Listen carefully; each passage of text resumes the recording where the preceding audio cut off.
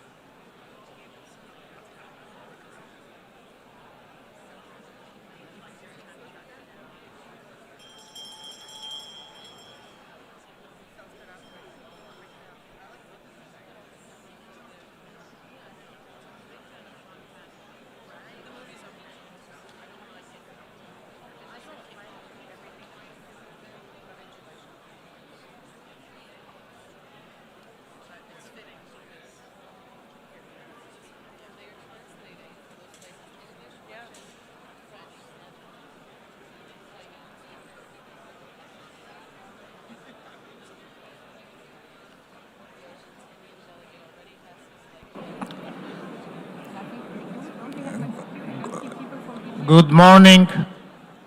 Good morning. I would appreciate if you can take your seats. We are going to start now.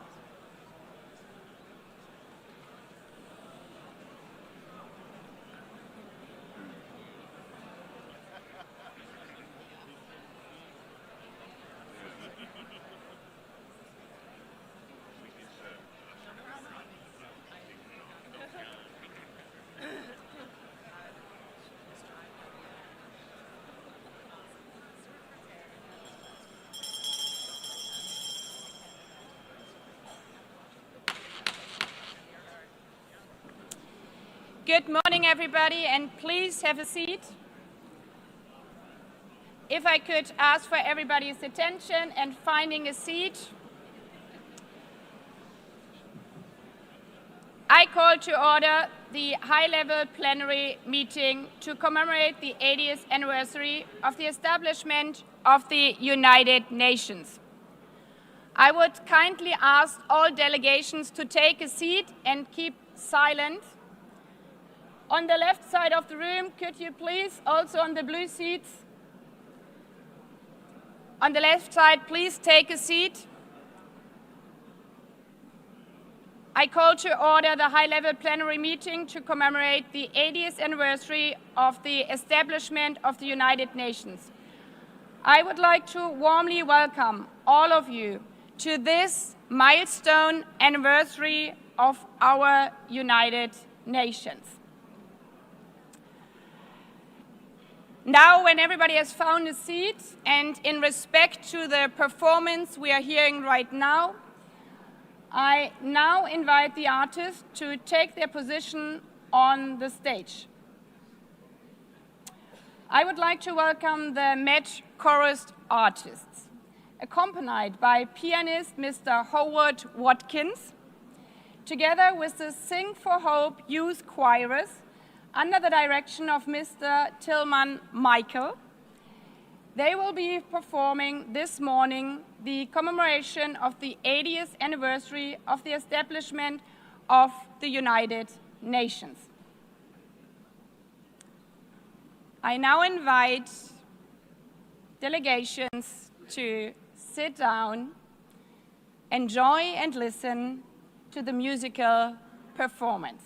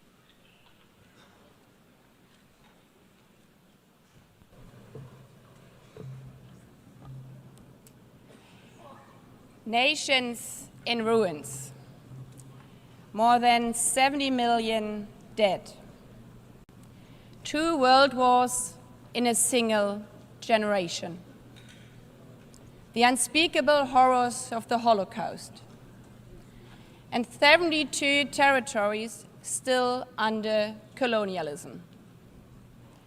This was our world 80 years ago. A desperate world, grasping for any sign of hope. Courageous leaders gave that hope through our Charter of the United Nations. When signed on 26 June 1945, it was more than yet another empty political declaration. It was a promise from leaders to their people and from nations to one another that humanity had learned from its darkest chapters. It was a pledge not to deliver us to heaven, but to never again be dragged into hell by the forces of hatred and unchecked ambition. An acknowledgement that our failures came not from a lack of power, but from complacency. And the strong belief that our world could be better, that we could be better together. In the darkest moments of history, our grandmothers and grandfathers had the humility, grace, and I dare to say good sense to put aside their differences, their self-interest and their resentments, and to agree to work together. When faced with the crossroads, they chose the right path, the path of hope. But hope is not blind optimism. It's not the guarantee that everything will work out. It's a deep belief that we are doing the right thing, regardless of whether we succeed. Today, the hours indeed feel dark once again. We stand at a similar crossroads. We see children without parents searching for food in the ruins of Gaza, the ongoing war in Ukraine, sexual violence in Sudan, gangs terrorizing people in Haiti, unfiltered hatred online, and floods and droughts all over the world. Is this a world envisioned in our charter? Do we really need to relearn the hard lessons? Today is not about celebrating. It's about remembering those hard lessons and drawing on the courage to once again agree, to find hope instead of resignation, to find the spirit from 80 years ago once again, to choose the right path, not because of any guarantee, but because of the conviction that it's the right thing to do. Mr. Secretary General, Excellencies, Heads of States, ladies and gentlemen, allow me to thank the artists, especially the young artists, for their wonderful performance, which have set the tone for our event. Today, as we mark 80 years of our United Nations, we are once again standing at a crossroads. We cannot take the easy path and simply give up. We have to choose the right path to show the world that we can be better together. Not because the last 80 years were perfect, not because for 80 years, because we have tried. For 80 years, this building has stood as a monument to our shared hopes for a better future. Yes, we have disagreed, we have struggled, but we have also triumphed. For 80 years, this institution has driven progress on sustainable development, peace and security, and human rights. Today's commemoration is not the story of an institution. It's the story of thousands, perhaps hundreds of thousands of people who tried to turn hope in something real. The people who stood between war and peace, and chose peace. The people who are risking their lives to deliver food in Gaza. The people who are supplying education materials to girls in Afghanistan. The people who not only wear the symbol of the United Nations, but are out there on the ground, showing how we are better together. This is why this is the theme of this 80th session, better together. It's more than a hot motto, it's a hard-won truth. It's our commitment for the next 80 years.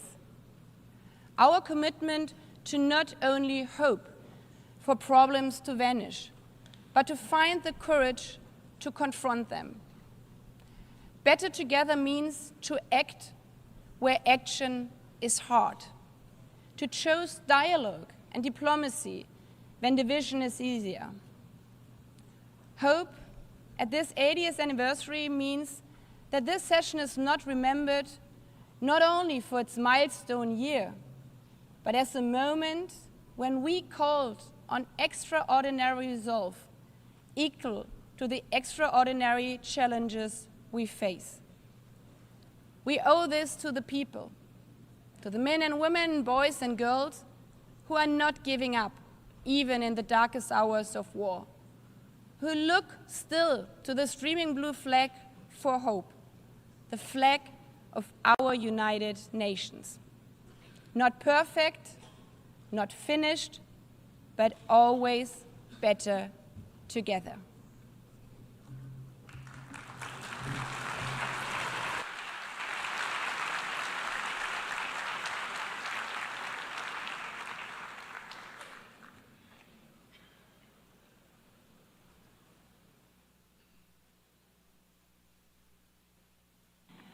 I now invite delegations to view a short film on the occasion of the 80th anniversary of the establishment of the United Nations entitled Better Together.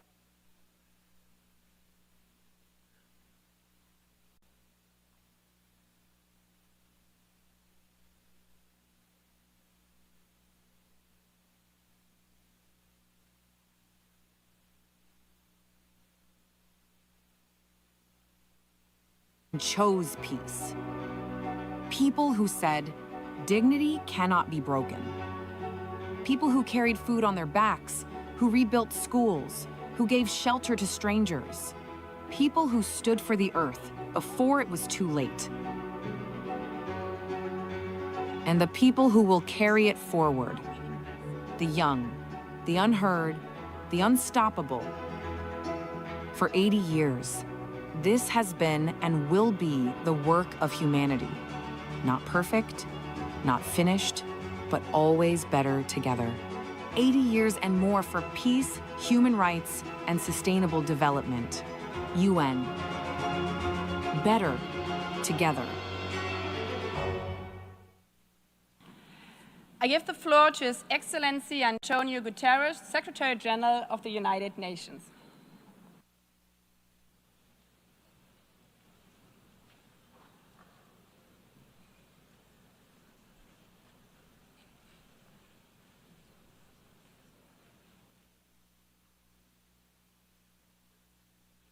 Madam President of the General Assembly, Excellencies, ladies and gentlemen. As we mark the 80th anniversary of the United Nations, I invite you to return for a moment to our earliest days. When the organization first opened its doors, many of its staff bore visible wounds from war, a limp, a scar, a burn. One of them was Major Brian Urquhart, the second person to be hired by the UN. A British soldier during the Second World War, he had been blown up on a ship in the Channel, witnessed the liberation of the Bergen-Belsen concentration camp, and carried for the rest of his life the limp from a parachute that failed to open. He was not alone. A clerk might quietly mention a bullet wound, a delegate, the shard of shrapnel still lodged in its chests. They had seen the worst of humanity, the horrors of the death camps, the cruelty of combat, cities entirely wiped out. And it was precisely because of what they had witnessed that they chose to serve peace. Excellencies, there is a persistent myth that peace is naive, that justice is sentimental, that the only real politics is the politics of power and self-interest. But those early staff were not idealists untouched by reality. They had seen war and they knew. Peace is the most courageous, the most practical, the most necessary pursuit of all. And in building the United Nations, they created something extraordinary, a place where all nations, large and small, could come together to solve problems that no country can solve alone. And yet, at this moment, the principles of the United Nations are under assault as never before. As we meet, civilians are targeted and international law trampled in Gaza, the Ukraine, Sudan, and beyond. As we meet, poverty and hunger are on the rise as progress on the Sustainable Development Goals falters. As we meet, the planet burns with fires, floods, and record heat raging through climate chaos. And at the same time, we are moving towards a multipolar world, but without strong multilateral institutions, multipolarity has its risks, as Europe learned in the First World War. To meet these challenges, we must not only defend the United Nations, we must strengthen it. And that is the purpose of Agenda 2030, the Pact for the Future, and the UN80 initiative, to renew the foundations of international cooperation and to ensure that we can deliver for people everywhere. Excellences, au fil des Excellencies, over the years, our organization has led the way to some of humanity's greatest triumphs. The eradication of smallpox, healing the ozone layer, and above all, the prevention of a third world war. The tests of the next 80 years will be both familiar and new.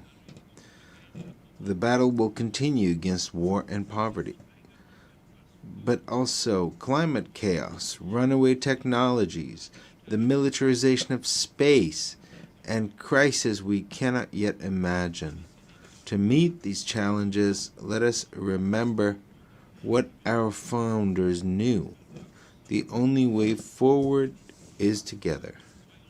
Let us rise to this moment with clarity, courage, and conviction, and let us realize the promise of peace. Thank you.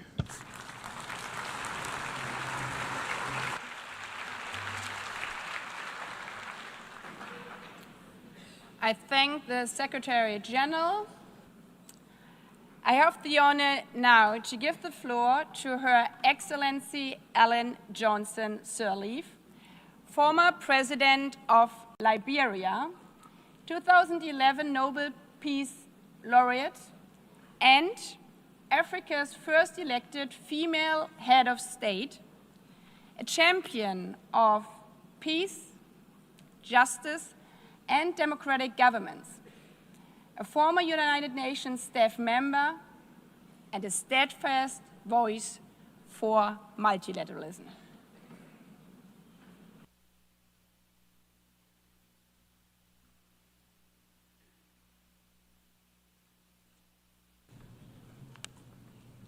Excellencies, Madam President of the General Assembly, Secretary General, distinguished delegates, friends, I'm honored to address this high-level meeting on peace and security as part of the UN 80th anniversary. 80 years after the founding, we must recommit to the Charter, to our common security, to the belief that nations can choose dialogue over destruction. We begin in Africa, our shared cradle of resilience and hope, where democracy is weakening, where fractures across borders from Sudan to the Sahel to the Great Lakes strain our regional architecture. Yet, across Africa, communities stand up to extreme violence. Regional bodies mediate transitions, and women's groups negotiate truces when the state is distant and humanity is near. We have learned hard lessons. Prevention costs less than reconstruction. Reconciliation is a process, not an event. Peace agreements require institutions and citizens to be real. When guns fall silent, skills training, jobs, justice, and dignity must follow swiftly.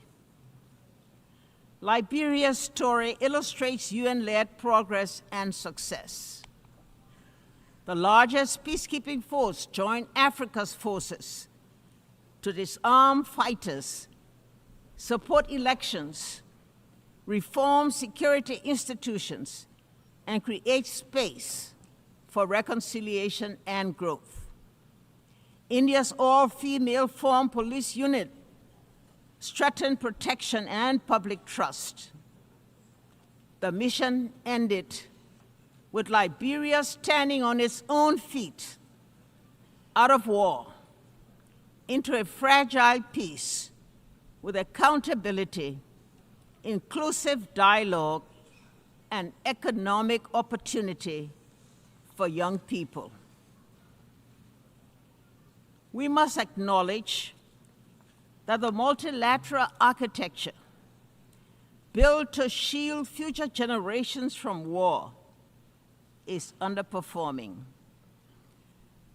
That global leadership lacks a unified effort to respond to a technological-enabled world. Commemoration without candor is unaffordable.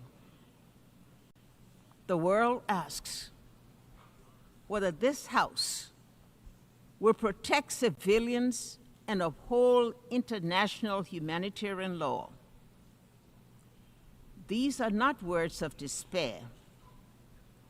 They are summons to repair. Our answer must go beyond words. It must translate into actions felt by a family in a tent, a nurse in a clinic, a child in school.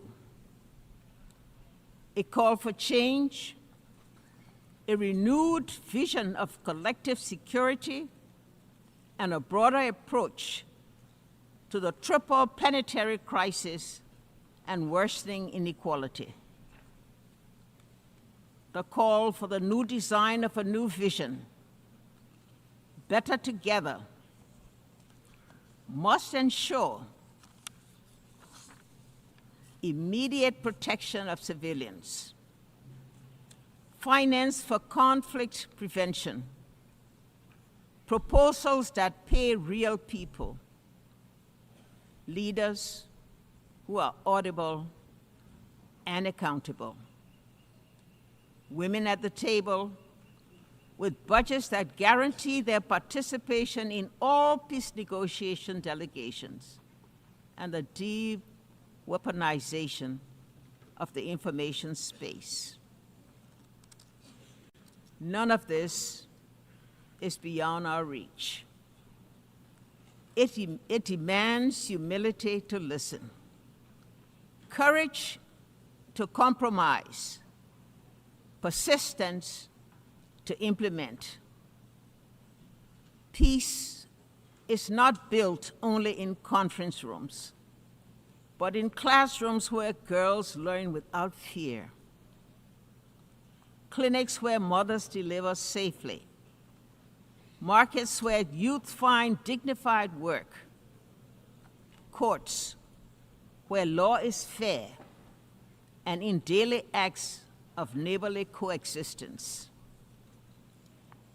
80 years on, the United Nations founding generation would ask if we are still worthy of the hopes inherited.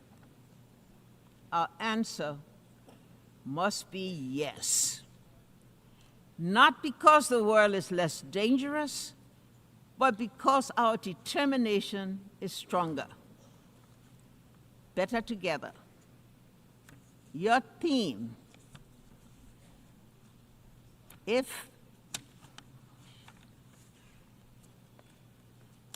better together, your theme, it must be a strategy. Regional bodies and the UN working together. Civil society and governments co-designing solutions. Women and men sharing power equally. Truth and reconciliation traveling the same road. Let us leave this anniversary with concrete commitments, funded priorities, and a timetable for action.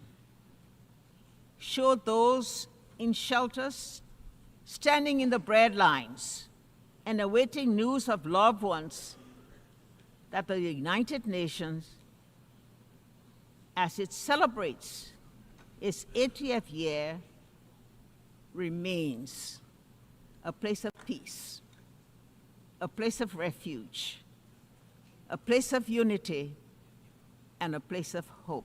I thank you.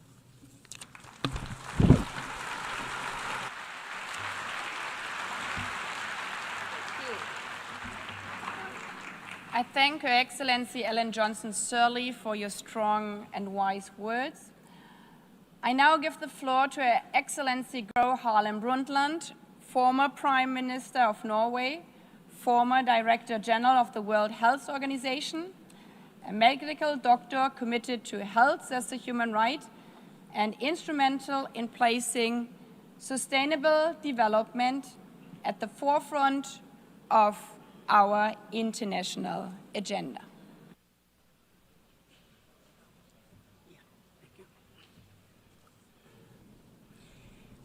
Madam President, Secretary General, Excellencies, ladies and gentlemen, it is a great honor for me to address you marking the 80th anniversary of the United Nations.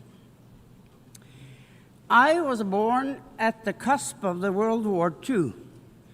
My parents were both active in the resistance against the Nazi occupation of Norway, and we had to flee the country. Some of my earliest memories are from Sweden, where my parents worked for Norwegian refugees. And I grew up in a Europe where the ravages of war were still clearly visible, where millions carried terrible scars on their bodies and their souls.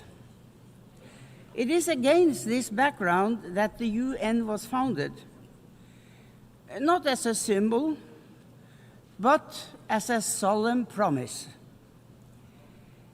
A promise to equip humanity with legal and diplomatic tools to prevent wars of conquest and domination. A promise to enshrine universal human rights as a bulwark against totalitarianism, racism, and oppression. A promise to foster peace, development, and dignity for all people. So, Madam President, let me highlight two areas where the UN has made an undeniable difference that also are part of particular importance to me personally. First, sustainability. When Secretary General Javier Perez de Cuellar asked me to chair the World Commission on Environment and Development, I accepted with great humility. And I am very proud of the report we produced, Our Common Future. It helped cement the concept of sustainable development in our collective consciousness. Thanks to UN-led efforts, we started charting a path towards economic development that does not destroy the basis of life for future generations, our climate and our natural environment. But we are today exceeding the planet's boundaries and approaching tipping points where there is no way back. Over 80% of the targets under the Sustainable Development Goals are today off track. Second, President, gender equality. During the UN's International Year Women's Year in 1975, I had just entered government for the first time. Many of my male colleagues hardly knew how to deal with me. In 1979 came the UN Convention on the Elimination of All Forms of Discrimination against Women. In 1981, I became Prime Minister for the first time. In 1995, 30 years ago this month, I delivered my address at the 4th World Conference on Women in Beijing. I spoke of the moral and economic imperative to end gender apartheid. I believed too optimistically that we would have come further by now. I did not foresee the intensity of the pushback that would come. Even today, there are countries where not a single woman sits in the highest decision-making bodies, including among the P5. But despite such adversity, the UN has methodically worked to strengthen the position of women through education, through microfinance, through work for sexual and reproductive rights and health, and through intense and effective advocacy work. With resolve and determination, we will get there in the end. So, Madam President, I have lived longer than most of you. I have witnessed the tangible differences the UN makes through economic upturns and downturns, political ebbs and flows. I have no patience for those who dismiss the UN as outdated. We are going through a time of great geopolitical shifts and impressive, but also frightening, technological development.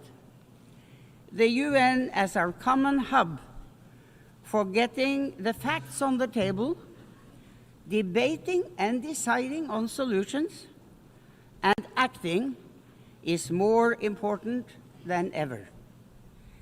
We owe that not just to ourselves, but to the generations to come. Thank you.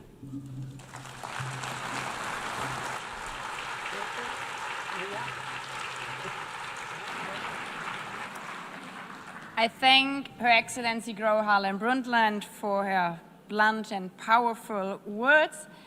I have the honor now to give the floor to Ms. Maria Ressa, 2021 Nobel Peace Prize laureate, award-winning journalist, professor at Columbia University, co-founder of Rappler online news site, and a fearless defender of freedom of expression in the face of constant political harassment and arrests. President Baerbock, Secretary General Guterres, distinguished delegates, ladies and gentlemen. I'm normally chasing you here, and here I am. It's actually a very interesting place. Look, 80 years ago, this institution was born to prevent humanity from destroying itself. Never again, after fascism manipulated information, eroded truth, and dehumanized entire populations to enable genocide and global war. Today, we stand on the rubble of the world that was, and the challenge is to rebuild the United Nations for now, for this moment, when similar forces that led to those atrocities 80 years ago are now surging through digital platforms, insidiously manipulating us for power and profit. The biggest battle we face today is impunity, and it leads to our dehumanization in both the physical world, where wars rage from Ukraine to Gaza, and in the virtual world, where our minds and emotions are manipulated by surveillance capitalism for profit. To fight that, we need information integrity to remind us to be human. I became a journalist because information is power. But news groups lost our gatekeeping powers when an atom bomb exploded in our information ecosystem, a technological one that's silently destroying the very foundations the UN was built to protect. This is the deadliest period for journalists in recorded history. More than 240 journalists killed in Gaza alone. More than died in World War I, World War II, Vietnam, and the former Yugoslavia combined. This is unprecedented. They're targeted, and there must be accountability. We're living through an information Armageddon, where lies spread 6 times faster than facts on social media. That's a 2018 MIT study. It is so much worse today with generative AI. And the 3 sentences I've said over and over since 2016, without facts, you can't have truth. Without truth, you can't have trust. Without these 3, we don't have a shared reality. We can't begin to solve any problems, let alone the existential ones you heard from the speakers before me. We cannot have journalism, we cannot have electoral integrity, we cannot have democracy. This is manipulation of human behavior at the cellular levels of our countries. Algorithms reward outrage over empathy, spreading fear, anger, and hate, pumping us full of toxic sludge. Regulating technology isn't a free speech issue, it's about public safety. Because as has been proven time and time again, online violence is real-world violence. As a Filipino, I'm proud that my country was a charter member of the United Nations, one of only 3 Asian founding nations. Our commitment to multilateralism and peace runs deep. But that legacy was tested under the Duterte administration. Among the actions it took, it filed 11 criminal charges against me in a little over a year. Until today, I still need Supreme Court approval to be here. But I'm here.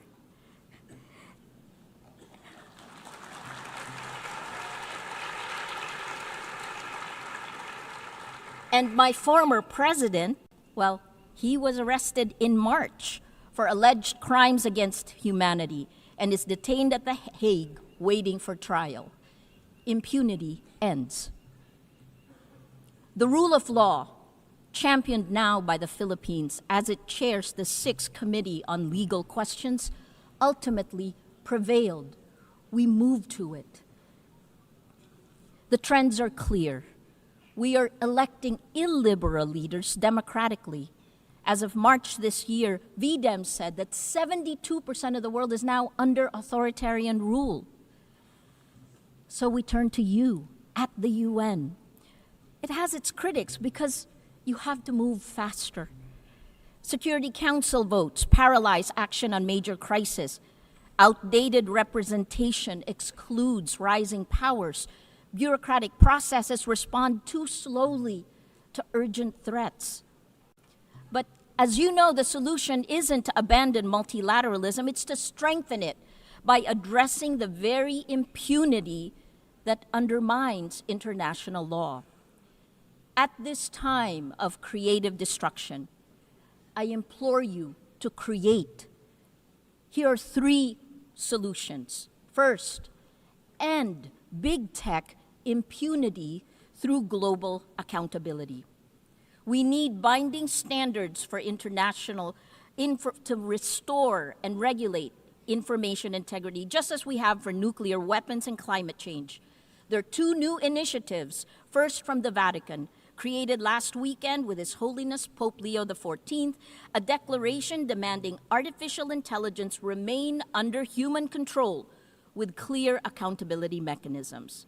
The second one will be launched later today, a global call for AI red lines, which more than 200 of us have signed. We urge your governments to establish clear international boundaries to prevent universally unacceptable risks for AI, at the very least define what AI should never be allowed to do. Second, build alternative infrastructures for trust. It isn't just big tech that failed to protect the public in the virtual world, it's also you, the governments. At Rappler, we built a chat app using open source protocols. Countries that care about data privacy, France, Germany, all their government websites are on the Matrix protocol. It allows real people to talk to real people without manipulation. The vision is a global federation of trusted news organizations, because this is how journalism will survive and how we begin to build infrastructures of trust. Finally, the third one, create. Create, that's our word today. Invest in comprehensive solutions. Let your imagination run. 3 examples that's happening now. More than 3/4 of UN members now recognize Palestinian statehood, showing that international law can advance despite impunity.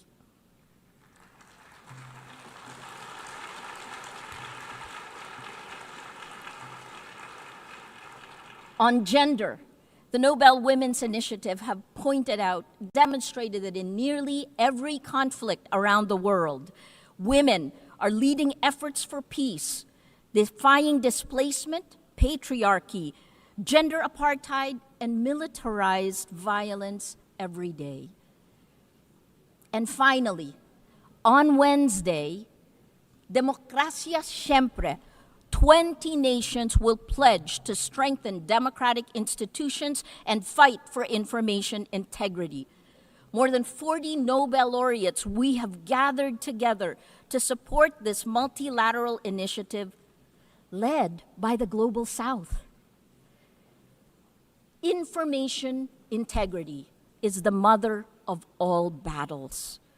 Win this, and we can win the rest. Lose this, and we lose everything. Please choose courage over comfort, facts over fiction, hope over fear. A lot has changed since the UN was created 80 years ago. But its values, peace, human rights, justice, rule of law, these are more essential today than ever. It is time to create again, to build better. Together, please act now before it's too late. Thank you.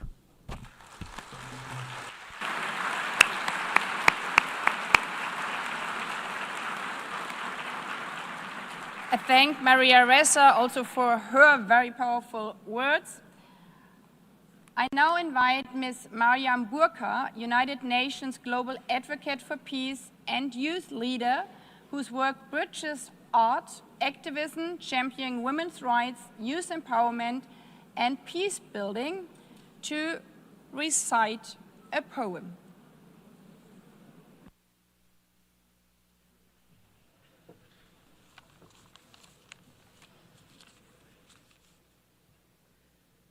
Mr. President, Secretary General, distinguished delegates, excellencies, good morning.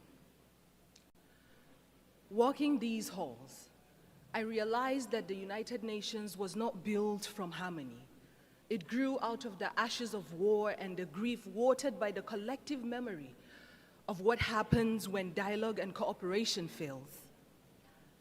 Its foundation is not peace achieved, but peace pursued, fragile, imperfect, necessary, not just worth fighting for, but requiring a fight. And today, 80 years on, we gather to honor what has been achieved. Nations rebuilt, walls of division lowered, millions lifted by the shared will. But these are victories worth remembering, but the story is unfinished. The cracks in the foundation calls us to repair, to act, not to retreat. Our world bleeds before our eyes. Children in conflict zones, nations silenced by hunger and war. And it begs the question, are we witnessing the collapse of conscience in real time? Because behind every pact, there are people. Behind every statistic, there is a story. And behind every commitment that we sign, there are lives depending on whether we honor our words or not. And so this is not the time to feel powerless, because yes, hope and despair can coexist in the same breath because healing is not linear. The United Nations is not a monument, it is a mirror, and it reflects what we have dared to imagine 80 years ago, and today, here, it asks, will we dare again? Will we dare to work better together? Because if the past proves that we can build peace from ashes, then the present demands that we build it again, louder, braver, together. I speak as a global peace advocate, not because peace is easy, but because silence is complicity, and so I will not be silent. You know, I used to think that peace was a place, a final destination we arrive at after all wars have ended. But I have come to understand that peace is not a line that we cross. It is a choice that we make over and over and over again, especially when it is the hardest, especially when it feels far away. Peace is not a silence we force into people's mouths. It is not the absence of war, but the presence of understanding. Peace is a child learning to sleep again without flinching at the wind. It is a mother not having to choose between bread and dignity. It is a father not having to swallow his voice to feel like a man. Peace is messy, like forgiveness. It does not arrive in parade floats. Sometimes it comes crawling through broken windows when we finally agree that being right is not better than being whole. Peace is not found, it is built, brick by brutal brick, by hands that once knew how to fight, now choose to hold instead. There was a time when we measured strength by how long we could hold a grudge, but today, let us measure strength by how long we could hold space for someone else's truth. Because there was a me and a you before there was ever an us. And if us is broken, then peace is what lets us lay down the shards without aiming at each other's throats. Peace is the poem you write after the war in your chest has finally run out of ink. It is the moment you return to your body and find yourself still standing. Peace is not easy. And so let us not forget the ones who have carried peace quietly through the fire. The women whose hands mend what war has torn, who rebuild homes from memory, raise children between checkpoints, hold their families like nations, because peace has always known the name of a woman, carried through the way that she chooses courage over collapse again and again. And so today I speak peace into the bones of this world, into the rubble, into the rage, into the ruins. Because if war teaches us how to shatter, then peace must teach us how to stay soft, to stay human. And perhaps what makes us human is not that we always succeed in peace, but that we dare again and again to seek it, refusing to let our brokenness be the end of our story. Thank you.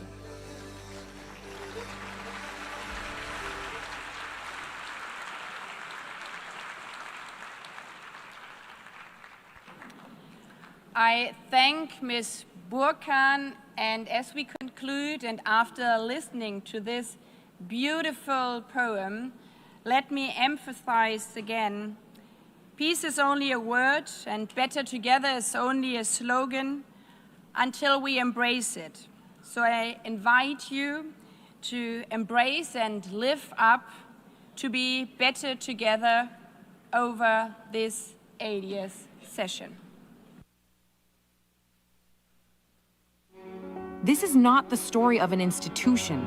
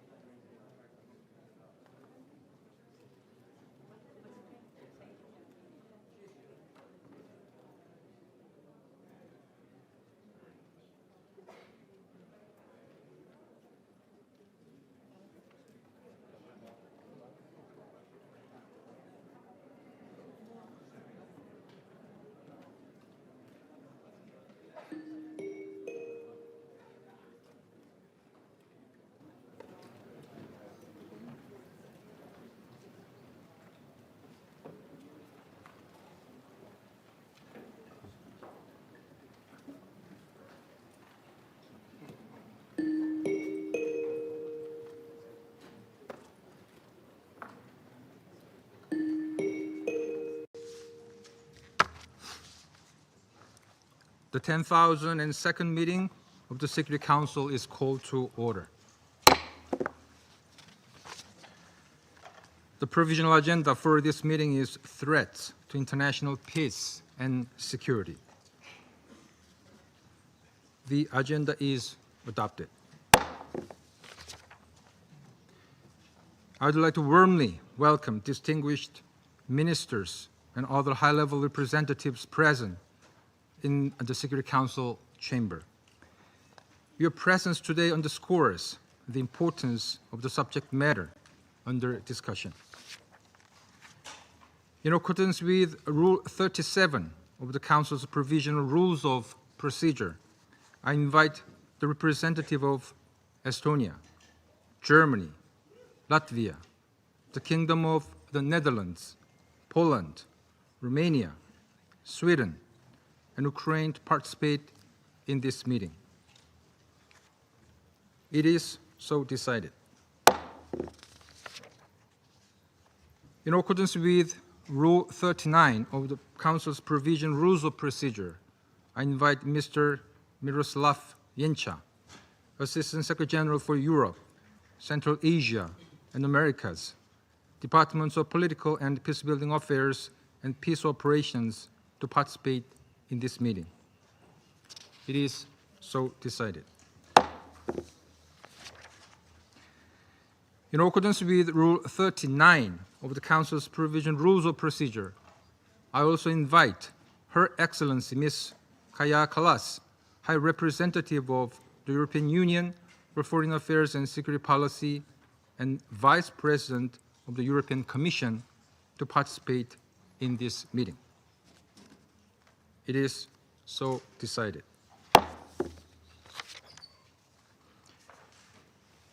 The Security Council will now begin its consideration of item 2 of the agenda. I now give the floor to Mr. Miroslav Jenča. Mr. President, in a letter dated 20 September 2025, addressed to the President of the Security Council, the permanent representative of Estonia to the United Nations informed that on 19 September, 3 Russian MiG-31 fighters entered up to 10 kilometers inside Estonia's airspace for 12 minutes in violation of Estonian airspace. The United Nations is not in a position to confirm any of the claims made regarding the incident and does not have any further details of the events. This briefing is therefore solely based on information available from public sources. According to the Estonian Ministry of Defense, the incursion took place between 9:58 a.m. and 10:11 a.m. in the area of Vaindloo, a small island located in the Gulf of Finland in the Baltic Sea. According to the ministry, the jets entered the Estonian airspace without permission and had their transponders switched off and did not have flight plans, potentially endangering other aircraft. According to Estonian and Italian officials, Italian F-35 fighters attached to NATO's air defense support mission in the Baltic states were reportedly activated to intercept the Russian jets and warn them off. Sweden, as part of its national response and in coordination with NATO, along with Finland, also reportedly scrambled a rapid reaction aircraft. Estonia stated that this latest incident follows 4 violations of its airspace by Russia this year, and it has requested consultations with NATO allies under Article 4 of the Washington Treaty. The meeting of the NATO North Atlantic Council has been reportedly scheduled to take place tomorrow, 23 September. On 20 September, Russia's defense ministry stated that its fighter jets made a scheduled flight from Karelia on the border with Finland to an airfield in the Kaliningrad region in strict accordance with international airspace rules, without deviating from the agreed flight path and without violating Estonian airspace. According to the Russian Federation, the flight path was over neutral waters of the Baltic Sea, more than 3 kilometers from the island of Vaindloo. Mr. President, this latest development follows reported violations by Russian drones of Polish and Romanian airspace. On 12 September, this council convened to discuss the incursion of 19 Russian drones into Poland between 9 and 10 September. On 13 September, according to Romania's Ministry of Defense, a Russian drone was detected in Romanian airspace as 2 Romanian F-16 jets were monitoring the country's border with Ukraine after Russian air attacks on Ukraine. The ministry said that the drone did not fly over populated areas or pose imminent danger. This series of recent incidents further underscored the already high tensions that endanger European security as the war continues to rage in Ukraine. Violations of sovereign countries' airspace are unacceptable. We again urge all concerned to act responsibly, to use all available channels, and to take immediate steps to de-escalate tensions and prevent further risks to regional security. The world simply cannot afford such danger to spiral out of control and for the devastating war in Ukraine to further escalate and expand. Mr. President, over the weekend in Ukraine, Russian drones and missiles continue to hit several regions, killing at least 3 people, injuring dozens more, and damaging civilian infrastructure and residential buildings. Several civilian casualties were reported across the country. According to the Ukrainian authorities, in the central city of Dnipro, a missile with the reported cluster munition hit a residential apartment building, killing at least 1 person and injuring at least 30 others. Local officials reported that 2 people were also killed in the Chernihiv region in the north and the Khmelnytsky region in the west of the country. According to the Ukrainian authorities, over the past week, Russia launched more than 1,500 attack drones, 1,280 guided aerial bombs, and 50 missiles of various types. This represents a clear escalation of Russia's attacks against Ukrainian cities and towns. More casualties were also reported over the weekend in the Belgorod region of the Russian Federation, where, according to local officials, 2 civilians were reportedly killed and 4 injured as a result of Ukrainian shelling and drone attacks. The continuing trend of intensifying widespread attacks once again underscores the need to build on recent initiatives for diplomatic efforts toward peace before the situation reaches even more dangerous levels.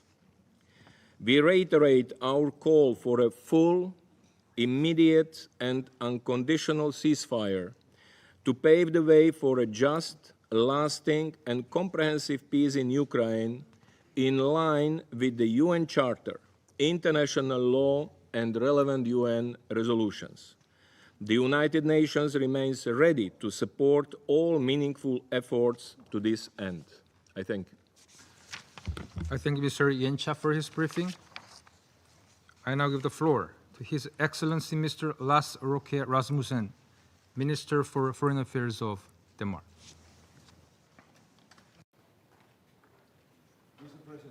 First of all, I would like to thank Assistant Secretary General Jenka for his informative briefing. 10 days ago, in this chamber, Denmark's representative expressed our condemnation of the violations of Poland's airspace by Russian military drones. And within 4 days, another Russian military drone incursion took place, this time into Romanian airspace. Denmark condemns the violation of the territorial integrity of Romania. And today we meet again, yet again, to discuss a reckless and dangerous violation by Russia, with 3 fighter jets entering Estonia's airspace last Friday. For 12 minutes and penetrating 10 kilometers deep north of Tallinn, until escorted out of Estonian airspace by NATO jets. Let there be no doubt, I condemn this latest violation of Estonia's sovereignty and territorial integrity by Russia. Our support for Estonia remains steadfast. Our resolve to stand by our allies remains equally firm. Together with EU partners and NATO allies, we will continue to offer support to Estonia in protecting its borders. Mr. President, these are reckless and dangerous escalations and provocations by the Russian Federation. These are threats to intimidate countries to stop supporting Ukraine and to test our resolve.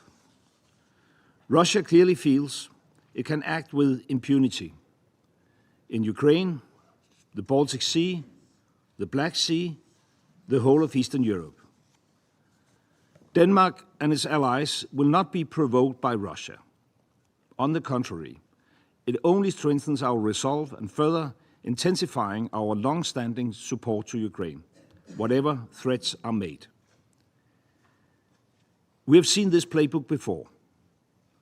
The invasion of Georgia, the annexation of Crimea, the invasion of the Donbas, the full-scale invasion of Ukraine. Russia's neighbors, not unreasonably, fear there could be the next. Denmark stands fully behind Estonia's territorial integrity. The Russian provocations must end immediately. Therefore, we tell the Russian Federation today, step back, take another path. We will not allow the unraveling of the European security architecture. We will not allow Russia to project chaos and uncertainty wherever it wants. And more broadly, these recent air incursions undermine the fundamental pillars of international law that we all benefit from. Mr. President, when the UN was created 80 years ago, the aim was to stop larger states from bullying and terrorizing smaller states, to create an order in which all countries are sovereign, where their territorial integrity is respected. Denmark remains fully committed to these principles. I thank you. His Excellency Mr. Rasmussen for the statement. I now give the floor to His Excellency Mr. Georgios Gerapatritis, Minister for Foreign Affairs of the Hellenic Republic. Thank you, Mr. President, and I would like to thank the Permanent Mission of the Republic of Korea for convening the important emergency meeting. I would like also to thank Assistant Secretary General Jenka for his insightful briefing, and I welcome the participation of fellow foreign ministers and deputy foreign ministers, as well as of the High Representative of the European Union and Vice President Ms. Kallas in this meeting. Dear colleagues, as this organization celebrates the 80th year since its establishment, international order, peace and security are gravely challenged around the globe. It is therefore our urgent and imperative duty to heighten our vigilance and intensify our efforts to meet and contain these challenges, protect international peace and security, and avoid escalations. Only in this way we will be fulfilling the core task of the Security Council. In the course of these last 2 weeks, NATO and EU's airspace has been violated 3 times, as Russian aerial means entered, contrary to international law, the territory of Poland, Romania, and Estonia. The latest incident, involving the incursion of Estonian airspace by 3 armed Russian fire jets, cannot be viewed in isolation. Reckless acts of this kind are not new, but their successive recurrence indicates they are not mere coincidences. As the saying goes, once is an accident, twice is a coincidence, 3 is a pattern. Greece unequivocally condemns the violation of Estonia's, and for that matter, any member state's airspace. We stand in full solidarity with Estonia, a friendly country and an EU and NATO ally. Any violation of state borders, be it air, sea, or land borders, constitutes a clear and blatant breach of international law and the UN Charter, and is unacceptable, particularly coming from a permanent member of the Security Council. We call on Russia to cease these unlawful acts immediately and respect its obligations under international law. Colleagues, it is evident that this new escalation is a direct result of Russia's war in Ukraine. Greece has welcomed President Trump's initiative for meeting President Putin in Alaska in August, as well as any initiative that could result in the termination of the war. Nevertheless, these violations, as acts of aggression, contradict the spirit of the Anchorage meeting. Lastly, dear colleagues, we're now witnessing the destabilizing effects of the war and its wider implications for the security of Eastern Europe and of the wider region. This is why, once again, we call on Russia to stop its armed aggression.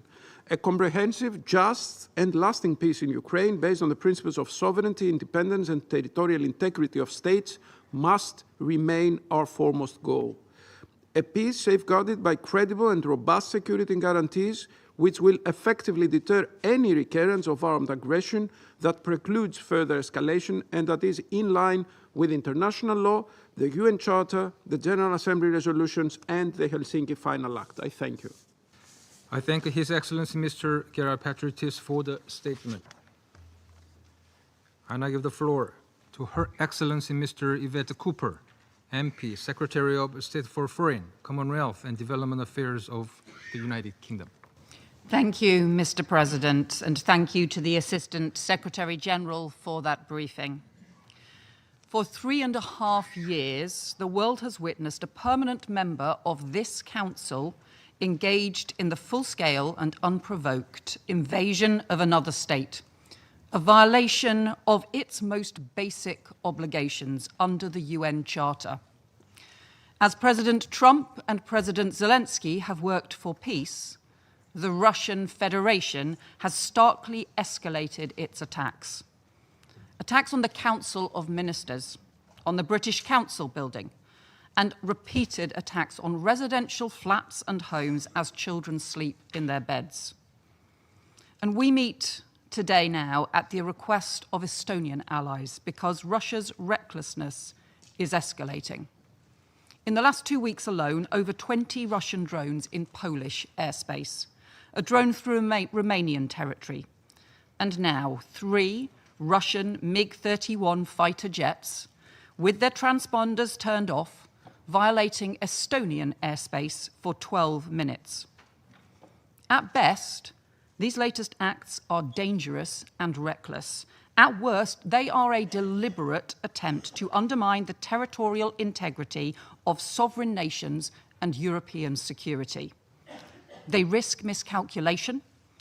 They open the door to direct armed confrontation between NATO and Russia. NATO's combined strength is unparalleled, and its determination to defend peace and security in Europe is unshakable. Of this, Russia must be in no doubt.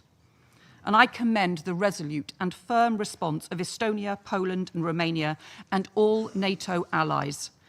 I welcome the launch of Eastern Sentry on 12th of September to ensure the safety and security of the alliance's eastern border, and I'm proud that UK aircraft are taking part. And to those nations and to all NATO allies, I say, the United Kingdom stands in full solidarity with you at this time and always. And to President Putin, I say, your reckless actions risk a direct armed confrontation between NATO and Russia. Our alliance is defensive, but be under no illusion. We stand ready to take all steps necessary to defend NATO's skies and NATO's territory. We are vigilant, and we are resolute. And if we need to confront planes that are operating in NATO airspace without permission, then we will do so. The United Kingdom stands by our friends. We are unwavering in our support for the principles of the UN Charter, for our NATO allies, and for Ukraine. And we are committed to increasing the pressure on Russia until it ends its illegal war against Ukraine, ceases its reckless acts, and respects the sovereignty of other states. Russia's imperialist warmongering is a threat to international peace and security. It is a threat to the values and principles that underpin this organization that has done so much to support stability and prosperity these past 80 years. We must counter it for the sake of us all. Thank you. I thank Her Excellency Ms. Cooper for her statement. And I give the floor to Her Excellency Ms. Melita Gabric, Deputy Minister for Foreign and European Affairs of Slovenia. Thank you, Mr. President. I also want to thank the Assistant Secretary General, Mr. Miroslav Jenča, for your important contribution. Excellencies, we are meeting here for the second time in just 10 days due to the reckless behavior of the Russian Federation that poses a threat to international security. 10 days ago, we discussed a drone incursion into Polish airspace, an incident involving more than 20 drones, making a significant escalation in scale and intensity. Today, we are addressing a new provocation: Russian fighter jets' incursion into Estonian airspace, an incident that was not merely momentary, but deliberate and dangerous. Slovenia supported the call for this meeting, and we stand firmly and without reserve with Estonia, its security, sovereignty, and territorial integrity. Excellencies, let me say this in no uncertain terms. We condemn this escalation. At a time when tensions are already dangerously high, this is not the moment for military provocation.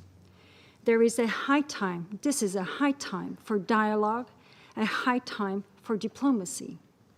When we previously discussed the drone incursion into Poland, our ambassador spoke of the growing unease with which we are witnessing such behavior across Europe. Let us be honest with ourselves around this very table of the Security Council. These actions do not occur in a vacuum. They are unfolding as we are well in the 4th year of Russia's illegal war of aggression against Ukraine. These deliberate provocations are symptomatic of the time we live in, a time in which violations of international law are tolerated to an extent we have not seen in modern history. Slovenia says a clear and principled no to such behavior, wherever it may occur and whoever may be the perpetrator. If we can clearly say no to Israeli atrocities committed in Gaza, to terrorist violence, we must not shy away from condemning Russian aggression against Ukraine. Excellencies, let us also be clear on another matter. Europe wants peace. Europe wants a ceasefire, and we want to see the beginning of serious and meaningful peace negotiations between Ukraine and the Russian Federation as soon as possible. Despite the best efforts by President Trump in Alaska, we still await a meaningful gesture from Russia, a sincere willingness to come to the negotiating table. And while we wait, Russia continues its escalatory behavior, intensifying attacks on Ukrainian cities and endangering and intimidating civilians, both in Ukraine and in its neighboring countries. We hope the time is near when this Council will finally begin a principled and honest discussion about the war in Ukraine and decide to take action.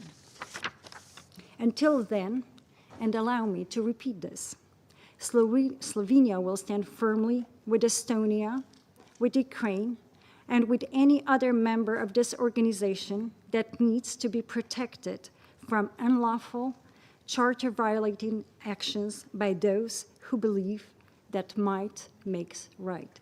Thank you, Mr. President. I thank Her Excellency Ms. Gabrich for her statement. And I give the floor to the representative of France. Thank you, Mr. President. I'd like to begin by thanking Assistant Secretary General Mr. Miroslav Jenča for his statement, and I would like to welcome the ministers present here, Foreign Affairs Minister of Estonia and from the other representatives from the European Union, and Madam Kallas. As we know, on the morning of 19th of September, Russia violated Estonian airspace with 3 fighter jets, which remained there for nearly 12 minutes. These elements lead us to consider that this is an intentional violation. This is the 3rd time in 10 days that Russia has violated the airspace of the European Union and NATO. This latest incursion leaves no room for doubt. Russia is choosing escalation and provocation. Mr. President, this Council had already met exactly 10 days ago to discuss the unacceptable intrusion of around 20 Russian drones into Poland in the context of a massive aerial attack against Ukraine. This new violation, this time carried out in broad daylight and by no fewer than 3 fighter jets, not drones, is unprecedented in over 20 years. It confirms the continuation and accumulation of Russia's provocative actions. Mr. President, France condemns in the strongest terms this dangerous and irresponsible incursion, which constitutes a blatant violation of international law. And we stand firmly alongside Estonia, to whom we express our friendship and our full and unwavering solidarity. France directly contributes to Estonia's security. We participate in the strengthening of our security posture on Europe's eastern flank, alongside our allies in the European Union and NATO. Mr. President, we must not forget that at the same time, Russia continues its war of aggression against Ukraine. Just hours after this incursion, it once again carried out massive strikes against Ukraine using 40 missiles and over 550 drones. Russia must understand that these violations of NATO airspace in no way undermine our determination to implement strong, robust, and credible security guarantees in favor of Ukraine. Mr. President, Ukraine courageously accepted 6 months ago now the principle of an unconditional ceasefire. It has demonstrated its willingness to negotiate. President Volodymyr Zelensky has, for the past 4 months, expressed his readiness for direct negotiations with President Vladimir Putin. Yet, as world leaders gather here in New York to mark the 80th anniversary of the United Nations, such a meeting has still not taken place. Russia, on the contrary, continues its aggression, and Russia is now escalating its intimidation of Ukraine's neighbors. It continues to violate and undermine the principles of the UN Charter, the territorial integrity and the sovereignty of states. It is up to Russia to seize the offer of a ceasefire and the opening of negotiations, as called for by the UN Secretary-General and the entire international community. Mr. President, it is our responsibility as members of the Security Council to acknowledge the obvious and to call upon Russia to end these reckless provocations and to put an end to the large-scale war that it launched more than 3 years ago on the European continent. Thank you. I thank the representative of France for the statement. I now give the floor to the representative of China. President, I thank ASG Yancha for his briefing and welcome the high-level representatives of Estonia and other relevant countries to the meeting today. President, the airspace incident discussed by the Security Council today and the drone incident discussed a few days ago are both spillover effects of the Ukraine crisis. They reflect the lack of mutual trust and growing suspicions among relevant parties, and illustrate the complex and sensitive nature of the current European security situation. As long as the Ukraine crisis remains unresolved and the war continues, similar incidents are likely to reoccur. Therefore, the urgent imperative and fundamental solution are to realize a political resolution to the Ukraine crisis as soon as possible and to build balanced, effective, and sustainable European security architecture. Regarding the Ukraine crisis, we have fully elaborated our position on multiple occasions at the Security Council before. Tomorrow, the Council will hold a high-level meeting on the issue of Ukraine, when China will expand our position again. I will not go into details today. On the airspace incident, China urges the parties concerned to remain calm and exercise restraint, clarify facts and dispel doubts through dialogue and communication, avoid misunderstandings and misjudgments, and prevent the situation from expanding or escalating. We always maintain that countries should follow the purposes and principles of the UN Charter in handling international relations. Thank you, President. I thank the representative of China for the statement. I now give the floor to the representative of Somalia. Thank you, Mr. President. At the outset, I would like to thank ASG Janša for his briefing on the development in the Baltic Sea region. I welcome His Excellency, the Minister for Foreign Affairs of Estonia, to this meeting, as well as the representative from the region. Mr. President, the situation in Eastern Europe remains a significant concern, carrying serious implications for regional stability and international norms. The divergent narratives surrounding the events of September 19, which are happening against the backdrop of the ongoing war in the region, underscore the urgency of the situation and the critical need for diplomacy and dialogue. Such incidents highlight the fragility and volatility in the region, reminding us of the fundamental principles enshrined in international law and the United Nations Charter, including the peaceful resolutions of disputes. We firmly maintain that there is no military solution to disagreements over airspace or territorial integrity. Continued escalations only serve to heighten tensions and undermine the process for a durable peace in the region. We believe that lasting solutions are found at the negotiating table, not through acts that can be interpreted as hostile. In this regard, we call upon all parties to exercise maximum restraint and engage in earnest, substantive dialogue. A durable solution will require a genuine commitment to de-escalation, confidence-building measures, and renewed focus for diplomatic efforts. To conclude, Mr. President, my delegation reaffirms its unwavering support for all efforts aimed at upholding the principles of international law and achieving just and lasting solutions consistent with the United Nations Charter. We firmly believe that the people in the region deserve a future defined by peace, security, and stability. I thank you. I thank the representative of Somalia for the statement. I now give the floor to the representative of Russian Federation. Thank you, President. There was a time when Europe, for many of us, was associated with the Renaissance, the Enlightenment, cutting-edge philosophy, culture, and science. Yet today, all of that, unfortunately, has gone, and it's gone for good.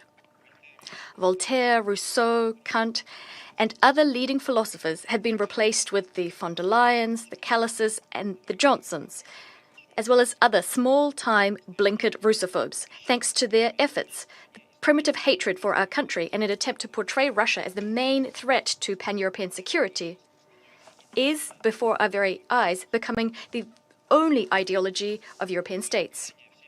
They're trying their utmost to make the next generation forget the bitter experience of predecessors of today's Euro-integrators. For instance, the experience of Napoleon and Hitler, who suffered defeat at our country's hands, for which Europe paid a lengthy and painful price. Any events are immediately interpreted through an anti-Russian prism. The very idea that war with Russia is unavoidable is being frantically pounded into the heads of the European populace. Russia is being branded all sorts of things, portrayed as an enemy, not even going to the trouble in principle of using facts or evidence. When these assertions turn out to be false, no one even thinks about apologizing for spreading such blatant lies. Today, we will have an excellent opportunity to see this for ourselves, given that in the room we have a lot of European extras. These extras will, as per usual, will be letting their imaginations run wild regarding the threat from Russia. This paranoia has reached never-before-seen heights. Just last week, we were compelled to listen in this chamber to groundless accusations about supposedly Russian UAVs entering Polish airspace. Not a single piece of evidence that these drones were of Russian provenance has been provided to date. It's telling that just a few days later, we heard that the incident involving damage to the roof of a residential house in Lublin province, which was a key component of this anti-Russia campaign, in reality was the result of a missile erroneously being dropped from a Polish fighter jet. The Polish Prime Minister Tusk today recognized that not a single drone that was found contained explosives. Not a single one posed a threat to civilians. for the Polish opposition, it clearly said this is a blatant provocation, the aim being to pull Poland into war.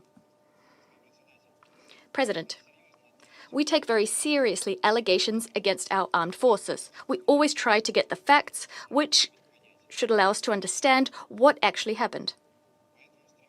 This is why, in trying to get to the bottom of the situation, we immediately proposed for the Polish side to engage in bilateral consultations with us. Yet we didn't get a sensible reaction from Warsaw. This attests to only one thing. Neither Warsaw nor Brussels want the truth. All they need is a pretext for a new wave of the Russophobia campaign they're engaged in. It's very difficult to comment. Our European neighbours are inculpating themselves so obviously. Anyone of sound mind, anyone who is familiar with elementary logic would never say such a situation is normal. But yet, if on every screen, in every social media outlet, on every page, you're being told that Russia is your only enemy, then you might start believing anything and everything. The facts, the evidence here are superfluous. Today, we're compelled to be here to watch part 2 of this spectacle entitled Blame Russia for Everything. Our neighbors have now imagined that Russia is at fault for an incursion into Estonian airspace. As always, there is no proof except the Russophobic hysteria coming from Tallinn, which our Estonian colleague will wax lyrical about a little bit later. As for the facts prove that on the 19th of September, 3 Russian MiG-31 fighter jets conducted a planned flight from Karelia to an airbase in Kaliningrad Oblast, carried out in strict accordance with international airspace use rules.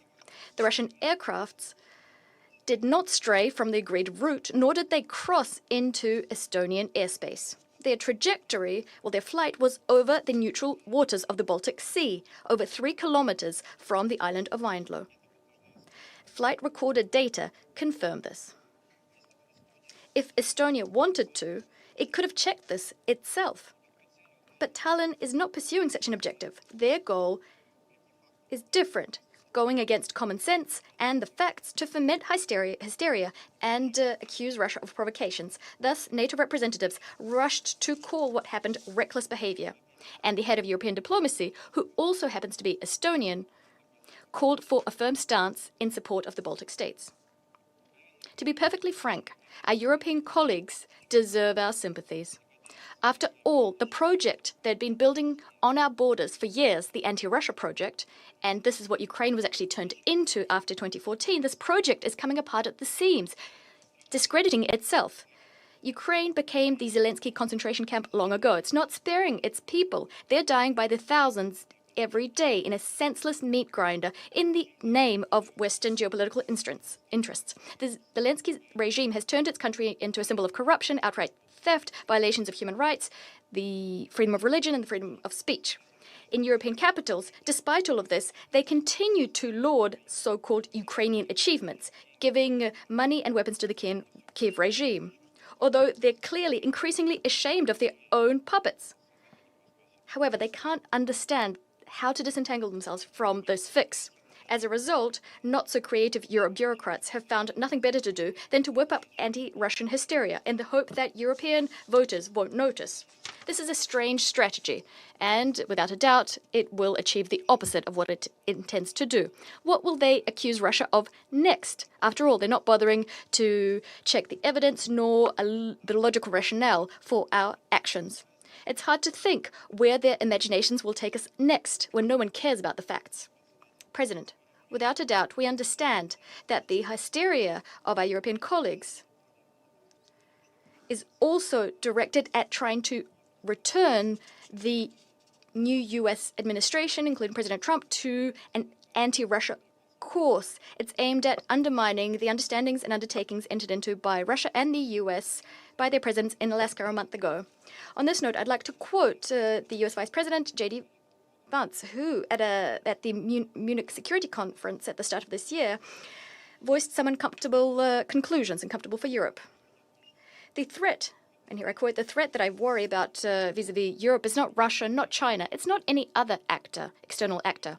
What I worry about is the threat from within, the retreat of Europe from some of its most fundamental values, values shared with the United States, end of quote. Despite this clear-cut diagnosis contained in the aforementioned quote, Europe decided not to listen. Europe today is like an unhinged, paranoid individual unable to respond to criticism. Nor is it able to remember the lessons of history. After all, for the current cast of European leaders and Euro bureaucrats, history was reset to zero in February of 2022. Thus, drawing the lessons of history for today's Europe is bad manners. But this is a very dangerous path. We all know that history is ruthless vis-à-vis those who forget its lessons. Thus, our former European partners, if you want to get hysterical, to foment and to continue levy baseless accusations, go right ahead. But do that without our participation. We won't be partaking in this theatre of the absurd, and you don't need us there. When you decide that you want to engage in a serious discussion about European security, about the fate of our common continent, about how to make this continent prosperous and secure for everybody, we'll be ready. You know where to find us. I thank you. I thank the representative of Russian Federation for the statement. I now give the floor to the representative of Panama. Gracias, señor. Thank you, Mr. President. We are grateful for the detailed presentation of Undersecretary General Janša, providing us with a more complete picture of the events that took place in Estonia on Friday, the 19th of September. And we'd also like to welcome the ministers distinguishing us today with their presence at this meeting. Just a week ago, this council met to consider with concern the incursion of Russian drones into Polish airspace. Today, once again, we find ourselves addressing similar events, this time concerning the incursion of Russian combat aircraft into Estonian airspace. These incidents, so close together in time and of such threatening nature, illustrate a pattern of actions that could undermine regional stability, and they are a cause of concern for us all. Panama rejects any act of intimidation of one state against another. The violation of Estonian airspace cannot be seen as an isolated event, but rather as an act that threatens international peace and security, the very pillars upon which this Council rests. President, the world is going through particularly turbulent times, where the proliferation of conflicts in all regions is directly and disproportionately affecting the civilian population and global stability. The accumulation of these intimidating incidents does not contribute in any way to peace or international stability. On the contrary, these events erode trust among states and create a climate of heightened tension and vulnerability for collective security, a situation that the world can no longer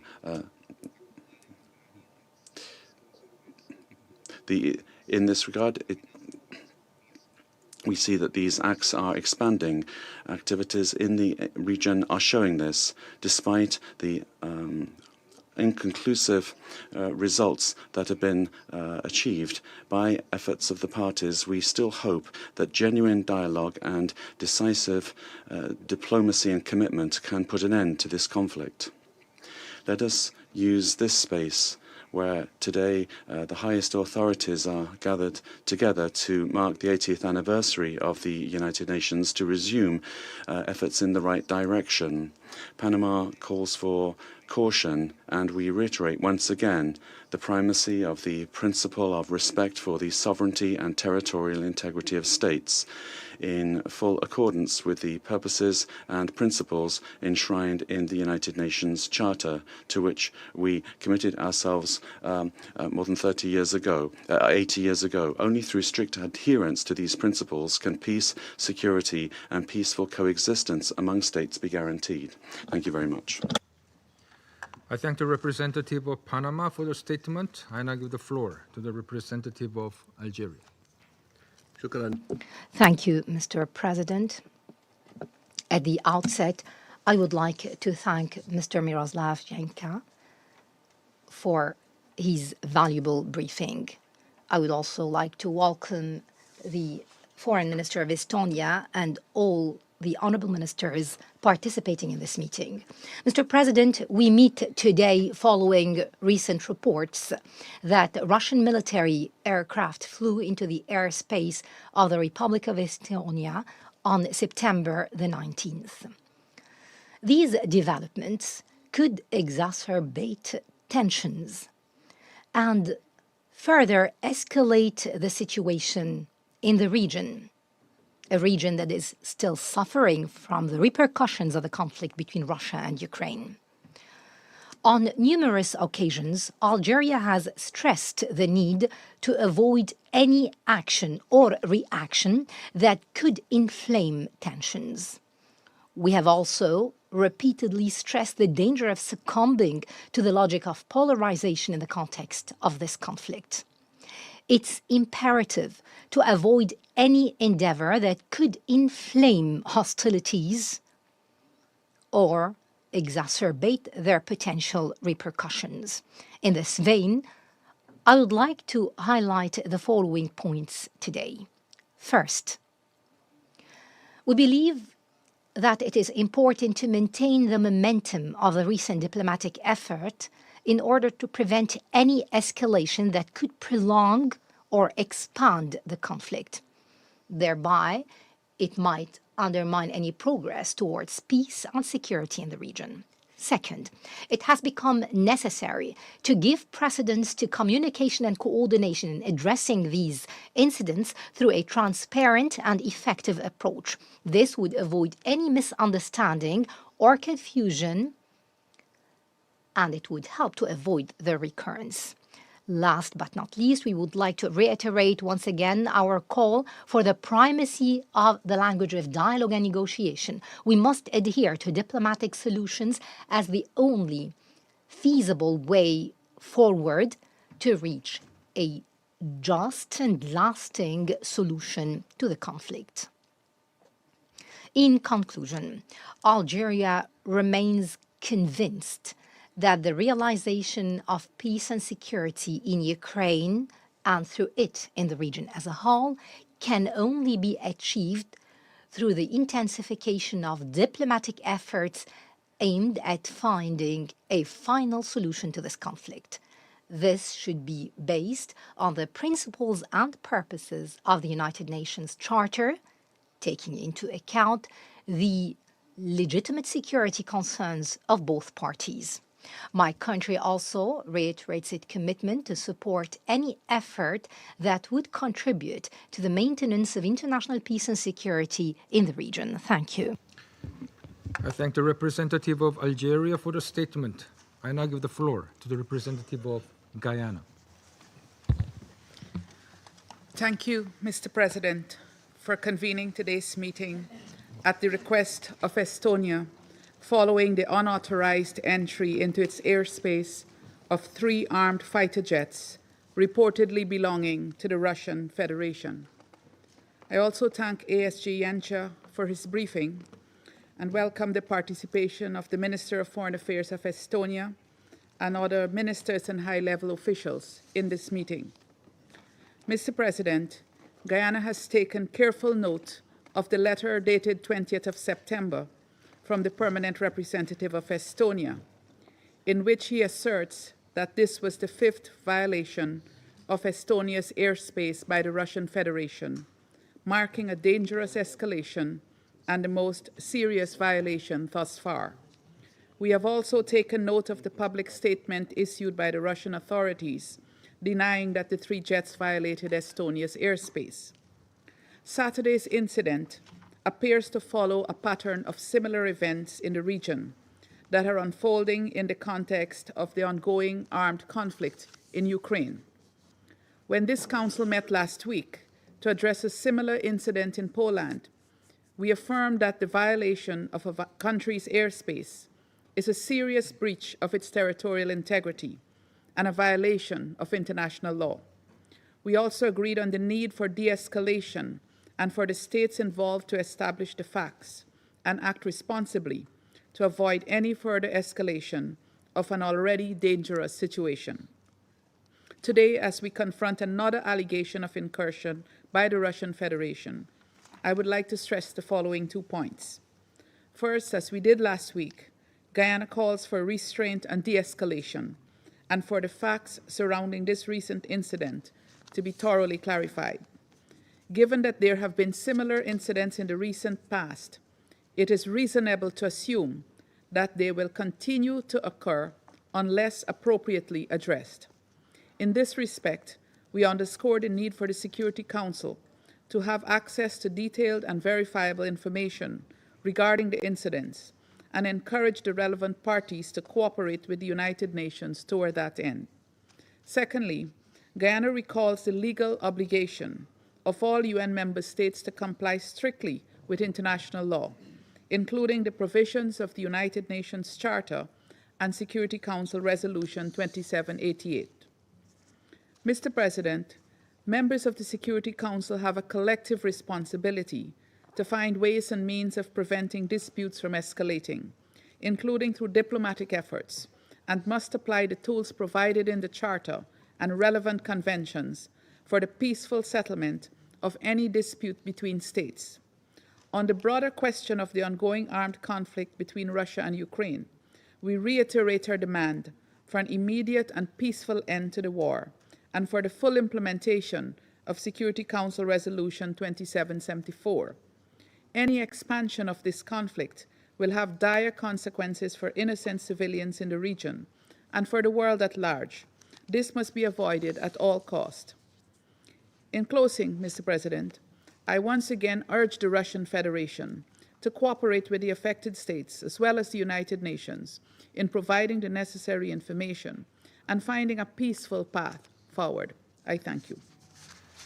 I thank the representative of Guyana for the statement, and I give the floor to the representative of Sierra Leone. Thank you, Mr. President.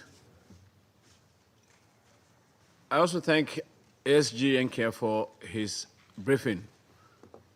We welcome the participation of the representatives of Estonia, Ukraine, and other participants under Rule 37. The letter dated 20 September 2025 from the permanent representative of Estonia reporting a serious violation of its airspace is of grave concern. This report, viewed together with the earlier letter from the permanent representative of Poland on the Russian Federation's drones entering its airspace, similarly reflects an alarming pattern, increasing the risk of a regional conflagration with global consequences. Mr. President, regrettably, the 3 rounds of talks in Istanbul, which led to agreements on exchanges of prisoners of war and civilian detainees, as well as the return of Ukrainian children, and which had raised hopes for a political solution, have not been matched with advancement in the ceasefire and peace agreement negotiations. On the contrary, military operations in Ukraine have intensified and now reached the breach of airspaces of Estonia, Poland, and Romania. The responses for the 3 countries and NATO underscore the gravity of the threat. They signal that prolonging the conflict risks spillover, regional escalation, and global insecurity. Given the adverse implications of a protracted conflict in Europe, the Council and the wider international community must intensify efforts towards peace. Sierra Leone has consistently called for an end to this war, urging the parties to embrace diplomacy and agree to a ceasefire that prevents further death and suffering. The humanitarian toll is devastating, with over 6,500 civilians having been killed in Ukraine this year alone, including rising numbers of children among the dead and injured. More than 10 million people have been displaced, creating the largest refugee crisis in Europe since the Second World War. Mr. President, Sierra Leone reiterates that the UN Charter enshrines the principles of sovereignty, territorial integrity, and the peaceful settlement of disputes.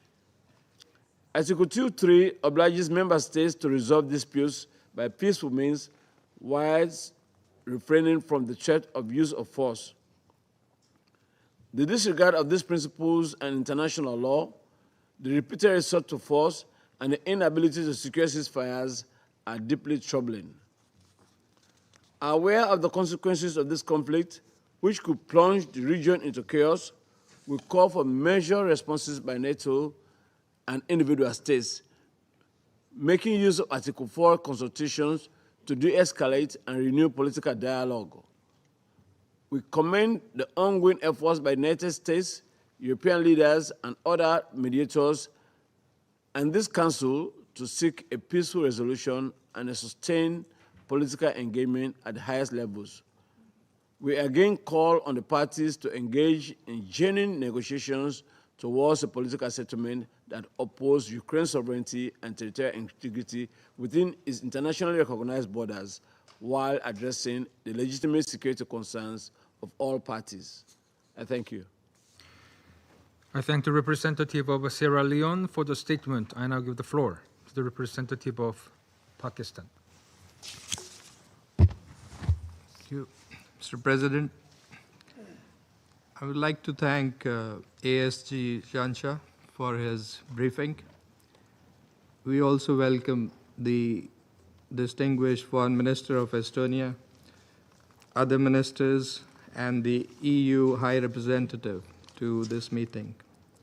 President, prolonged and intense conflicts, no matter how localized, create a vortex of instability with spillover effects that invariably affect regional and global stability.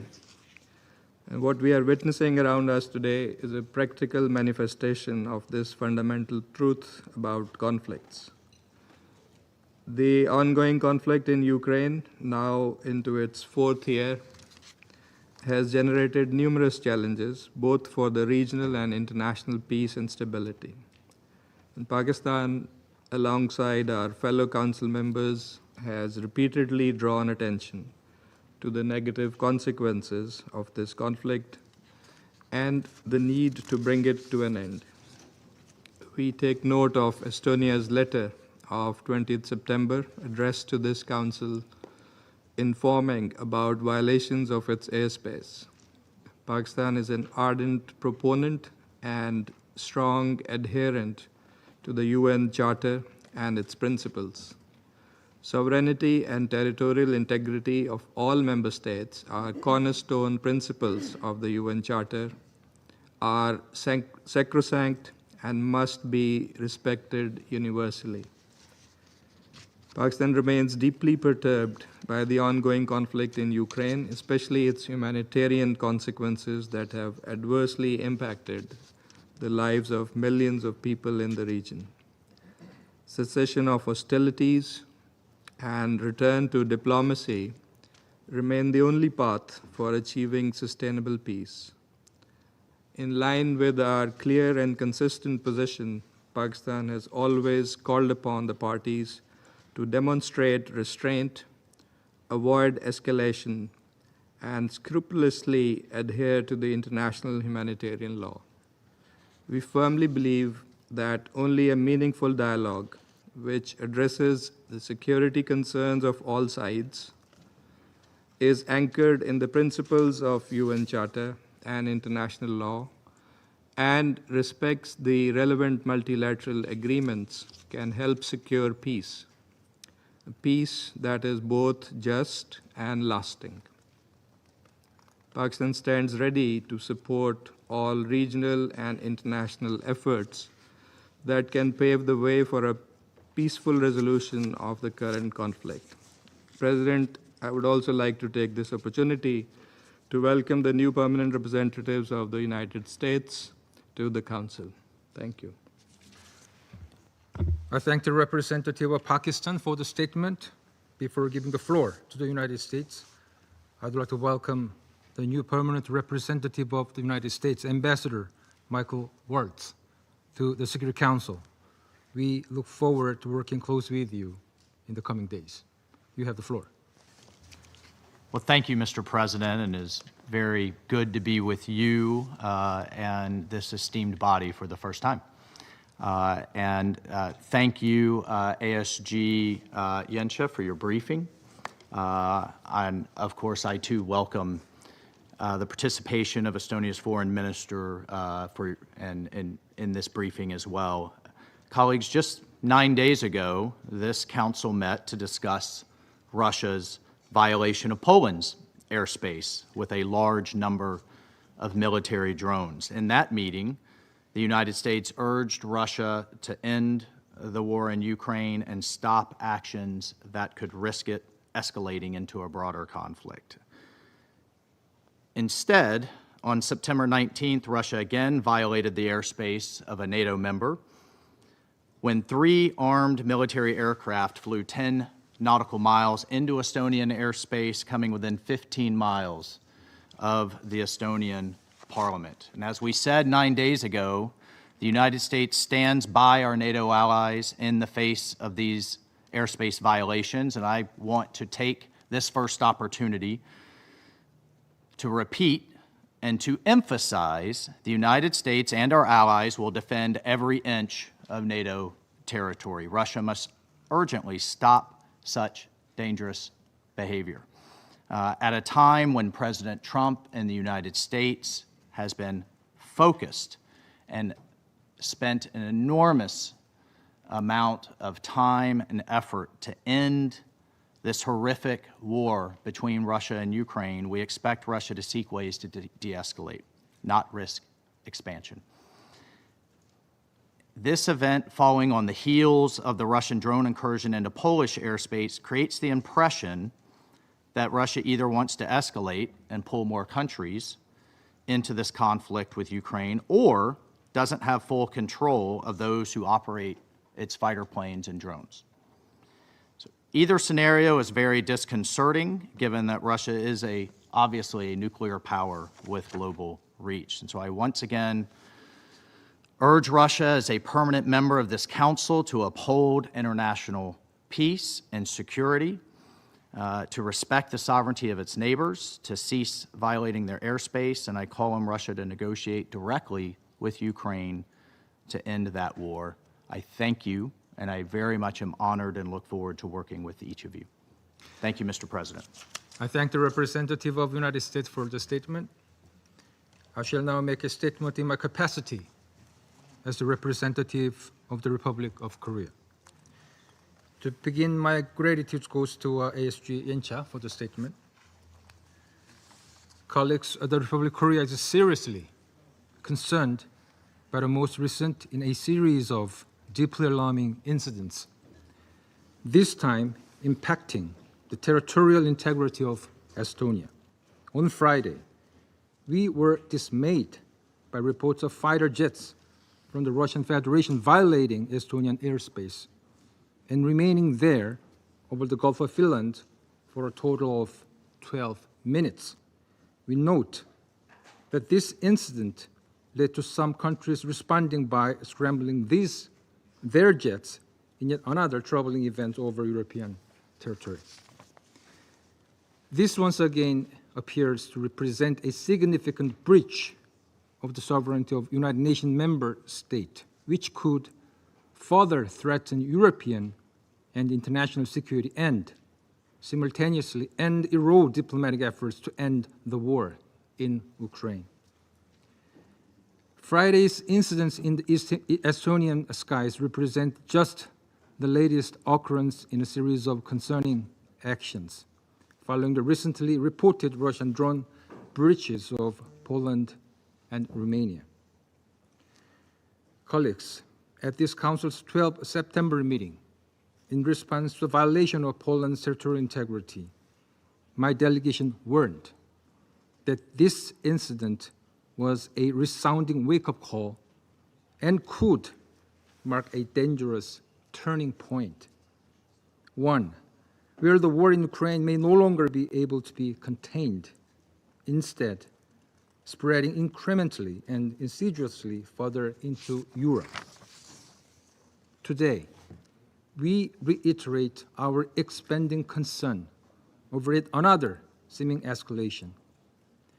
This incident suggests a troubling pattern that could proliferate and interconnect, raising the risk of grave miscalculation over even miscommunication. And it vividly illustrates the urgency of decisively ending this war. Colleagues, we remind once again the Security Council of Russia and the DPRK's ongoing unlawful military cooperation, which violates multiple Security Council resolutions and directly threats peace and security in Europe and Asia. It must stop immediately. In conclusion, alongside the international community, the Republic of Korea continues to support diplomatic efforts to bring about lasting peace in this region. And I resume my functions as President of the Council. I now give the floor to His Excellency Mr. Margus Charkuna, Minister for Foreign Affairs of Estonia. Your Excellencies, thank you, President. Please allow me to thank the Presidency for convening the Security Council meeting at such a short notice. And I also would like to thank ASG Jensa for his valuable briefing. Ladies and gentlemen, what brings us here today is alarming. On 19 September 2025, 3 armed Russian MiG-31 fighter jets deliberately entered Estonian airspace in violation of our territorial integrity.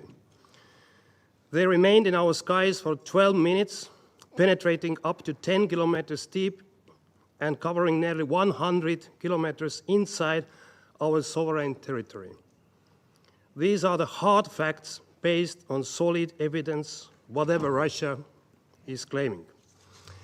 And let me show you the screenshot from our most modern radar screenshot. So you can see here as well, the red line is a violation of Estonian territory and sovereignty. You can see it very clearly. This is a fact. This is not something else. So here you can say, you can also see the radar screenshot where Russia fighter jets entered, where they were, and how they went out. They were warned already before. There was a very clear communication on all different channels as well, visibly. And there was no response, and just Russian fighter jets, they continued the violation of Estonian and also NATO airspace for 12 minutes, 100 kilometers. And this is a lot. And these are the hard evidences for that. Also, there are pictures of these fighter jets, and it is very clear that these fighter jets, they carried as well missiles. All of them, they carried missiles, and they were combat-ready planes. And you can see from here as well, Russian representatives, that these are the photos which really were taken during this heavy violation of NATO and Estonian airspace. So what I want to say, that violation is crystal clear, and Russia is lying again, as it has been lied before several times. We remember the occupation of Georgia, 2008, 2014, Crimea, 2022, aggression against Ukraine started. So please don't lie again. Hard evidence is here. So it is a dangerous escalation. It was a 4th violation of Estonia's airspace by Russia this year alone. By this one was deeper, longer, with 3 armed aircraft simultaneously and just minutes flight time away from Tallinn, our capital. I want to recall that member states' sovereignty and territorial integrity on land, at sea, and in the air must be respected at all times.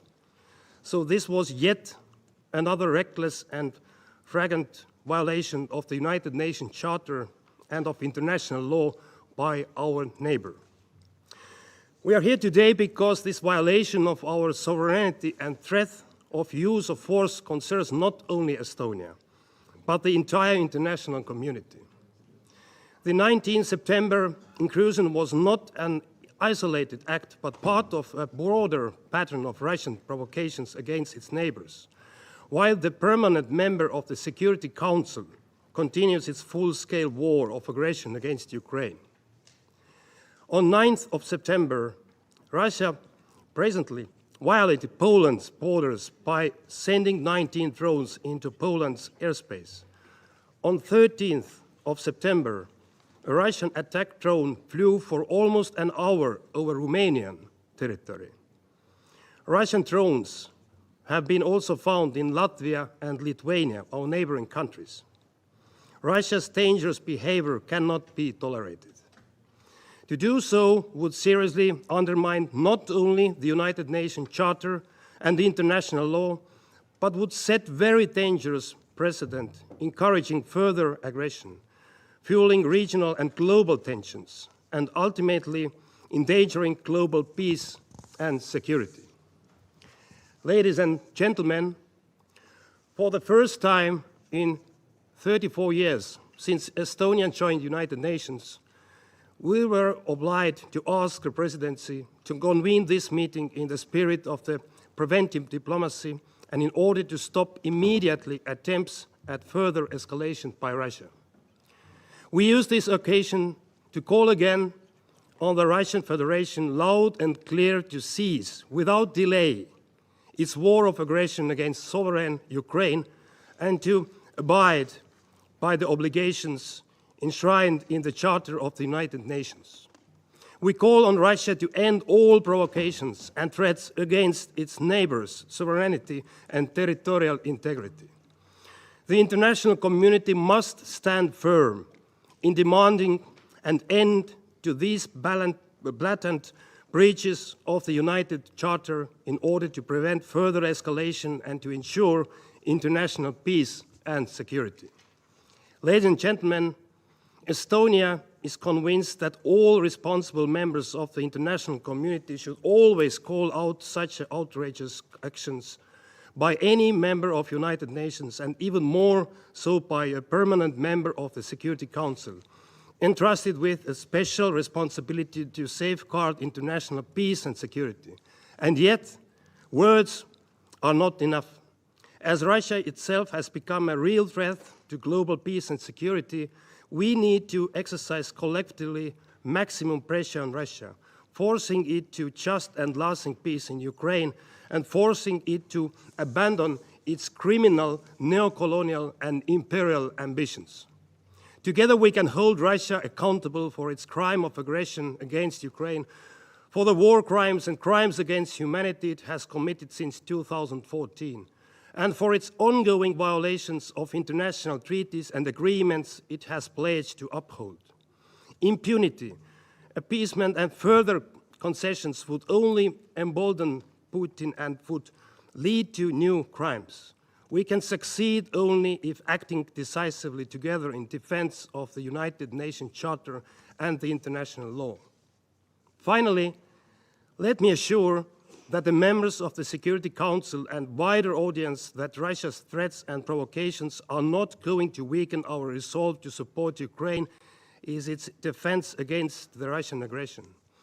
Just and lasting peace in Ukraine will strengthen the multilateral system based on international law, with the United Nations and its Charter at the core, as well as international peace and security across the globe. Thank you, President.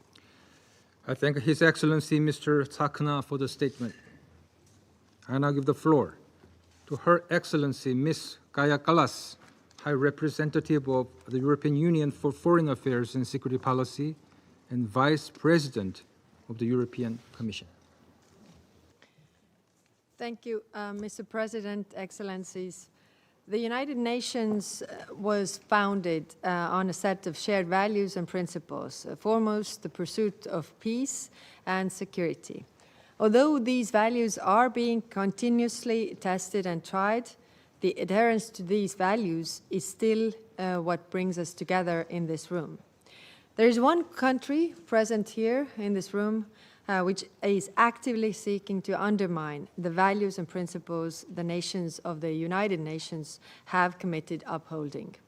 Last week, Russia once again violated international law and the sovereignty of an European country. For 12 minutes, 3 armed Russian fighter jets blatantly violated Estonian airspace. The same type of fighter jets that regularly bomb innocent civilians in Kiev. The recent violation of Estonian airspace is unprecedented in both scale and recklessness. It was a deliberate provocation which could have ended with devastating results. This comes after Russian violation of both Polish as well as Romanian airspace with drones a week earlier. It cannot be that Russia accidentally violates 3 times in 2 weeks European airspace. And if it was accidentally, it was a mistake, there has been plenty of time for Russian Federation to apologize and say, sorry, we made a mistake. Instead, we see a pattern. Russia is testing European borders, probing our resolve, undermining the security of the whole of Europe. Russia will continue to provoke as long as we allow it. Therefore, the United Nations and the international community must clearly condemn such actions. It is a breach of the UN Charter, which obliges all states to respect the sovereignty and territorial integrity of other countries. And it is particularly cynical that a permanent member of the UN Security Council, entrusted with safeguarding peace, actively seeks to undermine it. Russia's aggression against Ukraine continues, and now it is extending provocations against the European Union members. Russia hopes that it might force us to draw our focus away from supporting Ukraine and focus solely on our own security. Well, let me be very clear. European security starts with Ukraine. And any provocation against EU member states will only strengthen our resolve to support Ukraine. I say this openly to Russian representatives in this room. Your government's actions are reckless, dangerous, and go against the very principles of the United Nations. Our response is united and firm. First, we stand in full solidarity with Estonia, Poland, and Romania. Second, we collectively condemn Russian sovereignty violations. And third, the European Union will continue to help strengthen European defense and deterrence together with NATO. And fourth, for every test or every violation of our security, our resolve to support Ukraine grows. Russia cannot be allowed to normalize such behavior. International law is not optional. The sovereignty and security of one member state is sovereignty and security of all. I call on you to condemn Russia's violation of Estonia's airspace. Thank you. I thank Her Excellency Ms. Kallas for the statement. I now give the floor to His Excellency Mr. Radoslav Sikorski, Deputy Prime Minister and Minister for Foreign Affairs of the Republic of Poland. Mr. President, Excellencies, this Emergency Security Council meeting has been called because a mere week after Russia sent drones into Poland, 3 Russian MiG-31 fighter jets with their transponders off entered Estonian airspace without authorization and lingered for 12 minutes. On the same day, 2 Russian fighter jets violated the security zone over the Polish drilling platform in our economic zone in the Baltic Sea. If these were accidents, why not immediately acknowledge them and apologize? We have given Russia a pass in the past in such circumstances. But we have not heard any apologies, only lies. Together with the intensification of attacks on Ukraine, they seem to be an eloquent comment on, quote, moving from confrontation to dialogue, end quote, promised by Vladimir Putin in Alaska. These breaches of airspace are suspect because they are an escalation of hybrid war which Russia has waged against the West for years. Murders of politicians, journalists, human rights defenders and defectors, cyber attacks against hospitals and financial institutions, arsons, including in Poland, UK and Lithuania, postal packages containing incendiary devices all over Europe, including Germany, attacks on Ukrainian embassies, in addition to standard espionage and disinformation. Excellencies, this Council has a responsibility to send a clear message that such provocations will not be tolerated. It must stand in solidarity with Estonia, Romania, Poland, and all nations whose sovereignty is threatened by systemic Russian aggression. To the representatives of Russia, I have this to say. We know you don't care for international law and you are incapable of living in peace with your neighbors. Your insane nationalism contains a lust for domination that will not cease until you realize that the age of empires is over and that your empire will not be rebuilt. Every drone strike by the heroes of the armed forces of Ukraine, may God bless them, brings this day closer. Your 3-day special military operation can't even conquer Donbass for 10 years now. But the potential for criminal, catastrophic Russian mistakes is still there. By ordering mobilization in 1914, you precipitated the start of World War I, which bled Europe white and led to your Bolshevik Revolution. By signing the Hitler-Stalin Pact, you helped launch World War II, the bloodiest in history. By Sovietizing Central Europe, you caused the Cold War. Don't start another one. We are peaceful democracies who have studiously avoided actively joining your attempt to reconquer Ukraine. But we will not be intimidated. I have only one request to the Russian government. If another missile or aircraft enters our space without permission, deliberately or by mistake, and gets shot down and the wreckage falls on NATO territory, please don't come here to whine about it. You have been warned. Thank you. I thank His Excellency Mr. Sikorski for the statement. I now give the floor to His Excellency Mr. Johann Wadefu, Federal Minister for Foreign Affairs of Germany. Mr. President, 12 minutes. 12 minutes in which 3 Russian fighter jets brazenly ventured into Estonian airspace. 12 minutes in which they made their way almost to the Estonian capital, to Tallinn. What happened early Friday morning marked a further dangerous escalation by Russia. The incursion came just over a week after more than 20 Russian drones had entered Polish airspace. Once again, in Estonia, Russia violated, without any provocation, the territorial integrity of one of its neighbors, and thus one of the fundamental principles of the UN Charter. We condemn this grave violation of international law. This is not the behavior of a state seeking to preserve global peace and security, but one of recklessly disregarding international norms. Together with our partners, Germany stands firmly in solidarity with Estonia. We stand together against those who seek to use military coercion to undermine our sovereignty, freedom, and solidarity.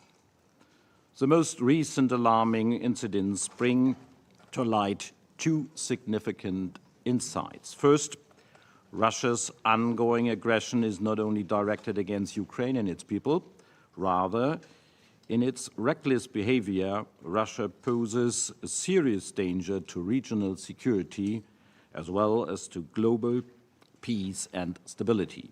Second, there were many initiatives for negotiations, most recently under the strong leadership of the United States.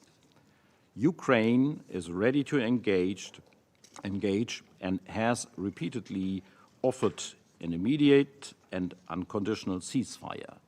Nonetheless, Russia has repeatedly chosen not only to continue, but to intensify its aggression. This must end. Let there be no doubt, reckless provocations will not work. This is not just a problem for Russia's immediate neighbors. This is a problem for all of us, united here in our commitment to the UN Charter and its principles. Germany stands for these principles. Russia does not. We will not rest until a sustainable and just peace in Ukraine is achieved, a peace that is rooted in the principles of the UN Charter and negotiated with Ukraine sitting at the table. An unconditional ceasefire is urgently needed to stop the bloodshed and to lay the foundation to build trust for sincere negotiations. The people of Ukraine, as well as the people of Estonia and Poland, just as the people of every country, have the right to live in peace and security. It is our shared responsibility as UN member states to hold those accountable who endanger peace and security. I thank you. I thank His Excellency Mr. Vadeful for the statement. I now give the floor to His Excellency Mr. Andrei Sybiha, Minister for Foreign Affairs of Ukraine. Thank you for organizing this important meeting. Just 10 days ago, this Council held an emergency meeting requested by Poland after being intruded by 2,000 Russian drones. Today, we are meeting at the urgent request of Estonia after 3 Russian jets violated its airspace. What's next? Which other emergency meeting will we have to hold in the coming weeks? Who will be the next country dealing with Russia's provocations? None of these developments were accidental. No, Moscow does this on purpose. A country occupying a permanent seat in this council is destroying international peace and security it is supposed to maintain. The logic is simple. Russia escalates to force everyone to play by its rules. It wants to impose the law of the jungle upon everyone, might make right. Our goal is the opposite. We must make Russia play by our rules. We have such rules accepted by everyone. They called the UN Charter. It is important that existing tools to be in the Security Council meeting or invocation of NATO Article 4 are actively used. However, political action should be backed by strong practical steps. Weak or late responses will only encourage further aggression. Europe is not at war with Russia, but Russia is at war with Europe. And the only way to safeguard peace is to respond with strength and unity.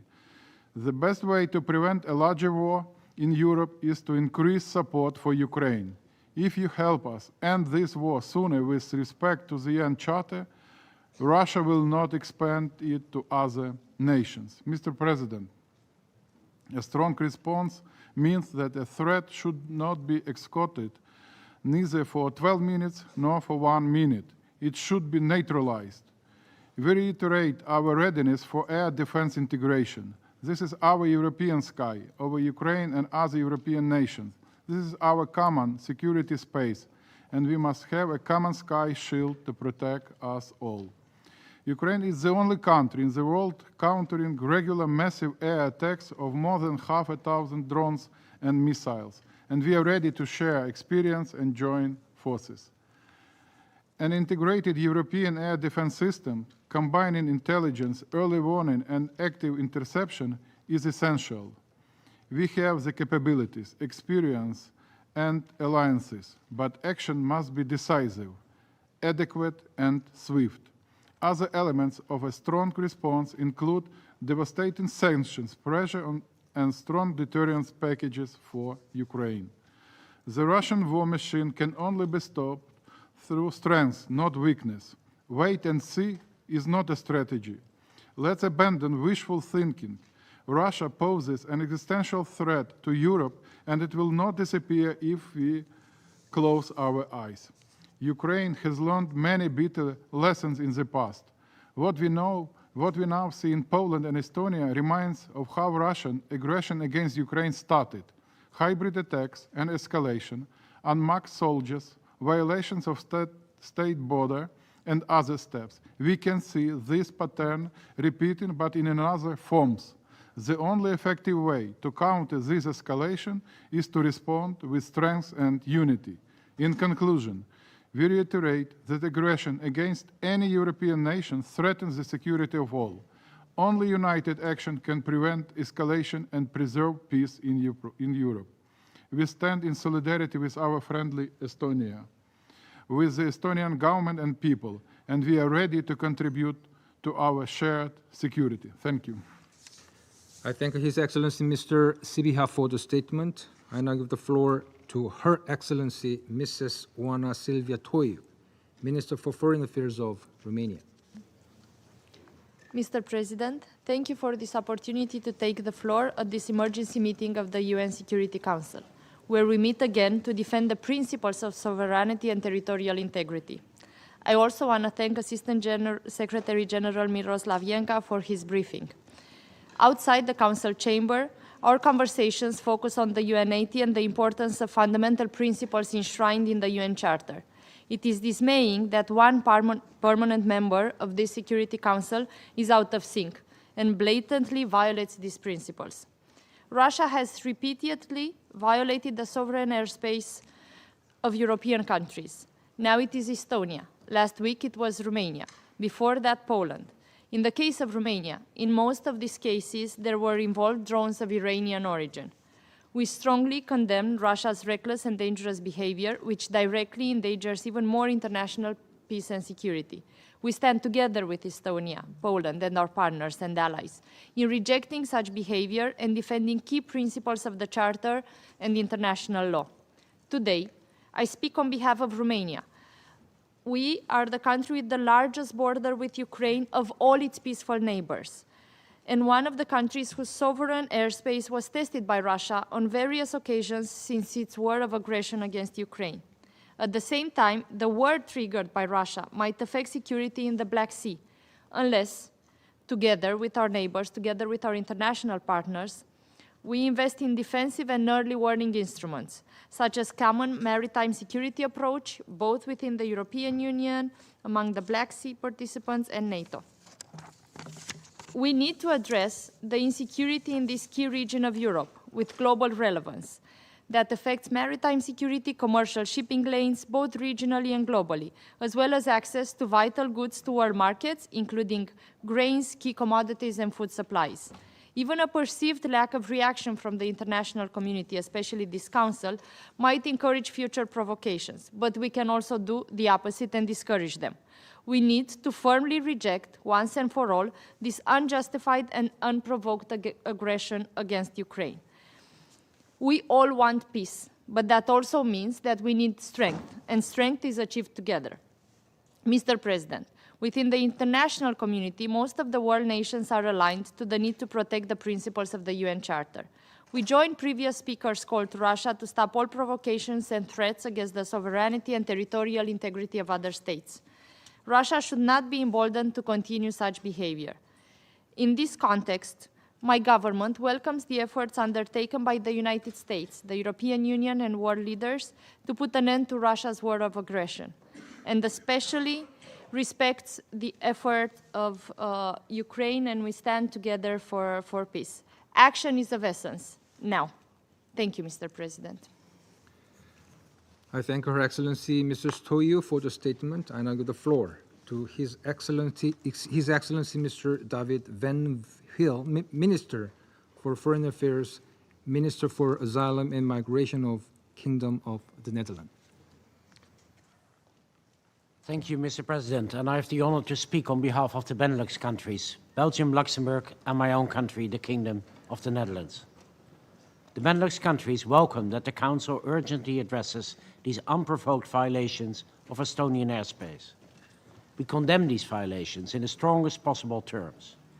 It is yet another clear and unacceptable violation by Russia of the territorial integrity of a sovereign nation.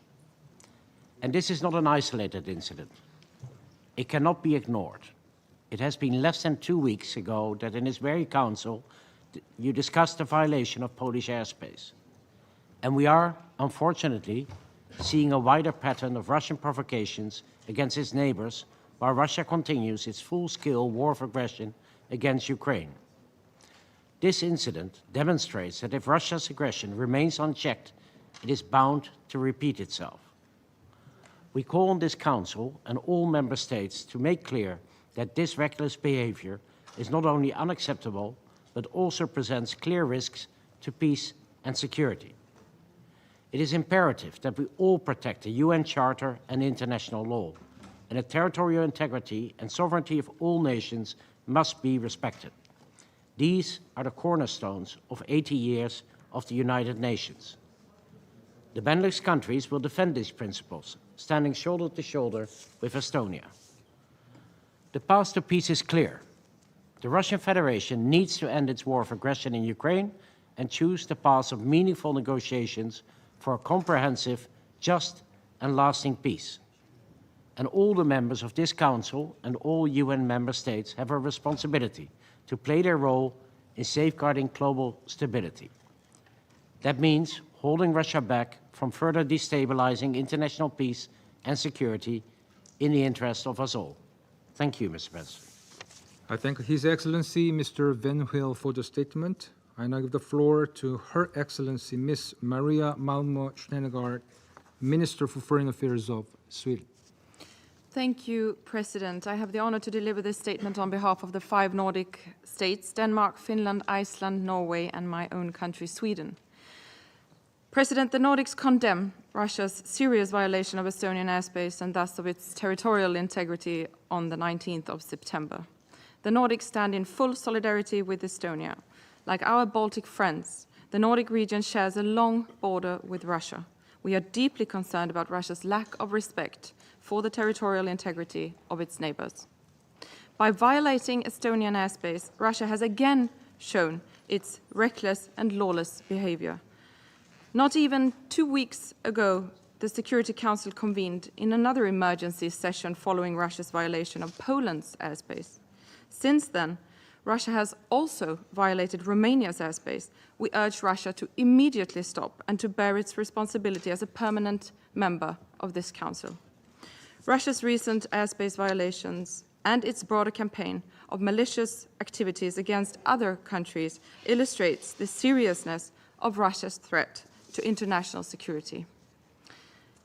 It only strengthens our resolve in facing this threat by upholding our sovereignty and territorial integrity, as well as further intensifying our long-standing support to Ukraine. Over the past weeks, Russia has increased its attacks against Ukraine. Last week alone, Russia launched more than 1,500 strike drones, 1,280 guided aerial bombs, and 50 missiles against Ukraine, according to Ukrainian reports. These are not the actions of a country that seeks peace. The Nordic countries support a comprehensive, just, and lasting peace based on the UN Charter and international law. A peace must respect Ukraine's independence, sovereignty, and territorial integrity. President, we need to remind ourselves that Russia is waging a war of aggression against Ukraine in blatant violation of international law. Russia could end its war tomorrow. Until it does, the Nordics stand undeterred in face of Russia's illegal actions. I thank you. I thank Her Excellency Ms. Malmö Stenergard for the statement. I now give the floor to Her Excellency Ms. Babia Bratze, Minister for Foreign Affairs of Latvia. Mr. President, I deliver this statement on behalf of 2 Baltic states, Lithuania and my own country, Latvia. I thank the Presidency of the Council for convening this meeting, and I thank Assistant Secretary General Janša for the briefing. Lithuania and Latvia stand in full solidarity with our neighbor and ally Estonia. On 12 September, this Council strongly condemned the violation of Polish airspace by a massive Russian drone incursion. We expressed our full solidarity with Poland at that meeting, and we warned of the risk of further provocations by Russia. Now it is Estonia calling this meeting in response to another grave and deliberate escalation by Russia. Mr. President, Europe has witnessed a growing number of Russia's non-conventional attacks, ranging from GPS jamming, sabotage, attempts to place explosives on DHL planes, to drone incursions. Russia's war in Ukraine and Russia's flagrant violation of Estonia's airspace once again demonstrates Russia's complete disregard for the authority of this Council, and also for the demands expressed by the international community in numerous UN General Assembly resolutions. And Mr. President, let me say, we are not facing a Ukraine crisis. We are faced with a Russia crisis. As we speak at this emergency meeting, Russia continues to target and destroy Ukrainian cities, critical civilian infrastructure, kill innocent civilians, medical personnel, children, women, all in pursuit of a land grab. Contrary to the efforts of the President of the United States and European and Ukrainian partners, Russia doesn't seek peace. Russia's imperial and colonial ambitions brutally violate UN Charter. Remember Georgia in 2008, Crimea in 2014, and then the full-scale aggression against Ukraine since 2022. Mr. President, today in 1939, Soviet and Nazi forces held a joint military parade to celebrate invading and partitioning Poland. We will never accept Russia's attempts to attack, dominate, intimidate, or establish a sphere of influence over its neighbors. Empires are dead. We, the free and democratic countries, will continue to invest in our deterrence, defense, resilience. We are working closely with our allies to deploy additional capabilities to ensure that future Russian provocations are not tolerated. And we ask the Council to continue to be engaged on upholding international peace and security. We are committed to it. Yet, ironically, again, it is the aggressive, revanchist behavior of Russia, permanent member of this August Council, who is gravely undermining global security. So Latvia and Lithuania call on this Council and all UN member states to condemn Russia's aggressive actions in the strongest terms. I thank you, Mr. President. I thank Her Excellency Ms. Baiba Bratze for the statement. There are no more names inscribed on the list of speakers. The meeting is adjourned.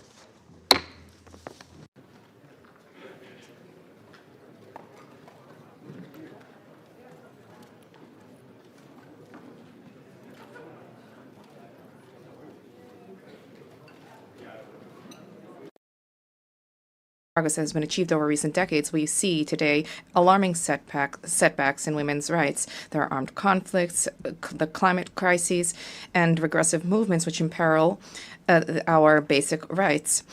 Security Council Resolution 1325 was adopted 25 years ago. It is a key landmark. When women participate in peace processes and are present at the negotiating table, the agreements that are the fruit of these negotiations are more inclusive, and peace is more likely to be attained and to be lasting. As part of our commitment to human rights and the dignity of every person, Monaco has always supported international efforts for advancing gender equality. Both on our soil and through international cooperation, the Principality has been working proactively to promote girls' access to education, women's economic empowerment and independence, as well as the fight against all forms of violence, including in conflict and crisis contexts. The Monegasque Committee for the Protection and Promotion of Women's Rights was established in 2018. Today, this is the cornerstone for mobilization and awareness at the national level. The government of our Principality is working closely with UN agencies such as UN Women and its Sport for Generation Equality framework, which recognizes the role of sports as key leverage towards social transformation. Monaco is proud of supporting this initiative. We believe that sports should be an engine for empowerment, for respect, and for solidarity. UNICEF and UNFPA are also key partners for our action through tangible projects. So these partnerships help to anchor the principles of the Beijing Declaration in actions on the ground. I also wish to highlight the key role of civil society, women leaders, young people, and male allies in building a world that is more just, with greater solidarity and greater equality. Our Principality reaffirms a commitment to continue along this path in a decisive way alongside all of those who work day by day to ensure that this equality becomes a reality. Thank you. I thank His Serene Highness Prince Albert II of Monaco, Sovereign Prince of the Principality of Monaco, and I have the honor now to give the floor to His Excellency Assali Assoumani, President of the Union of the Comoros.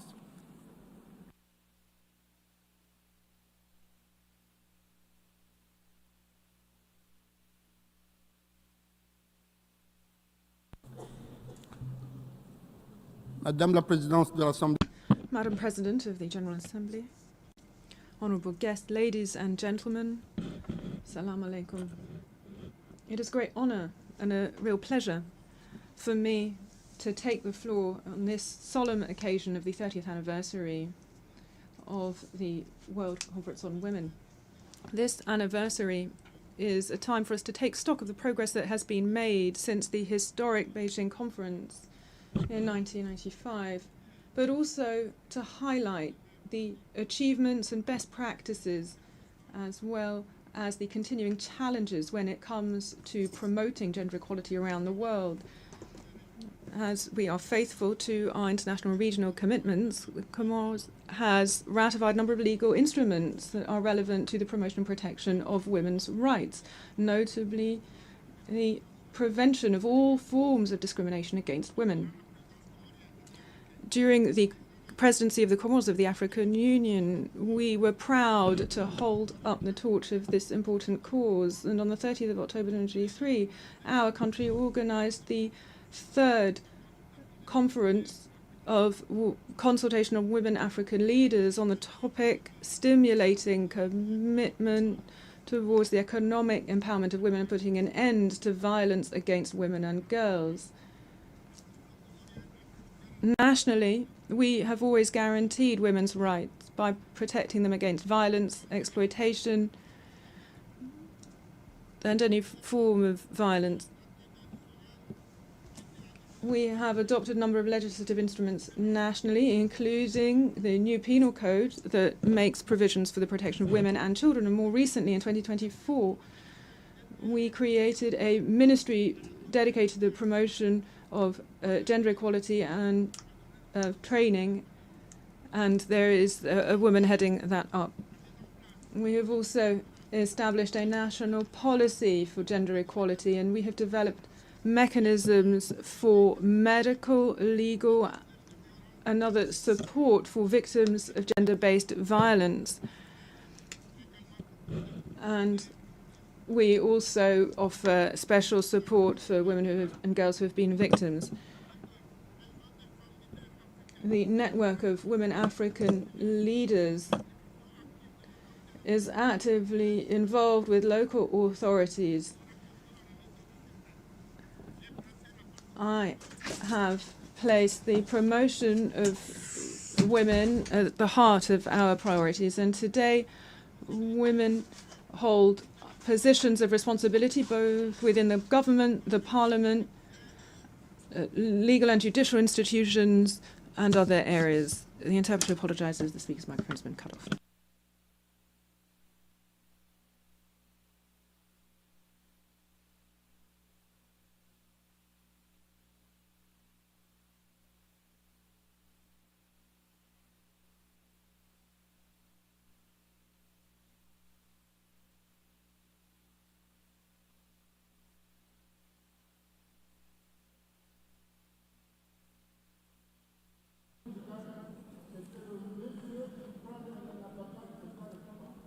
Excellency,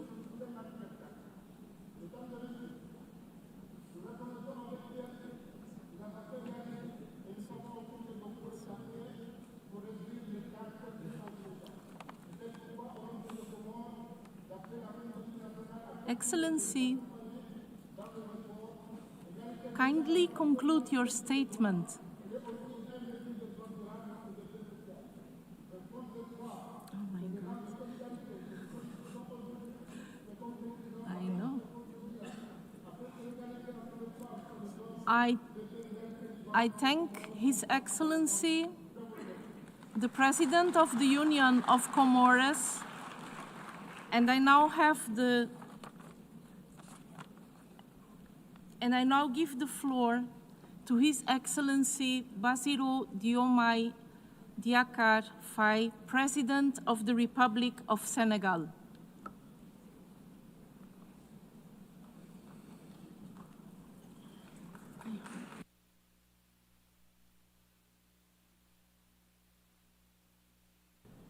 Madame la Présidente. Madam President and General Assembly, members of the General Assembly, distinguished colleagues, ladies and gentlemen, I wish to thank the President of the General Assembly and the Secretariat and the Secretary General for the invitation extended to participate in this meeting. We wish to recall the following.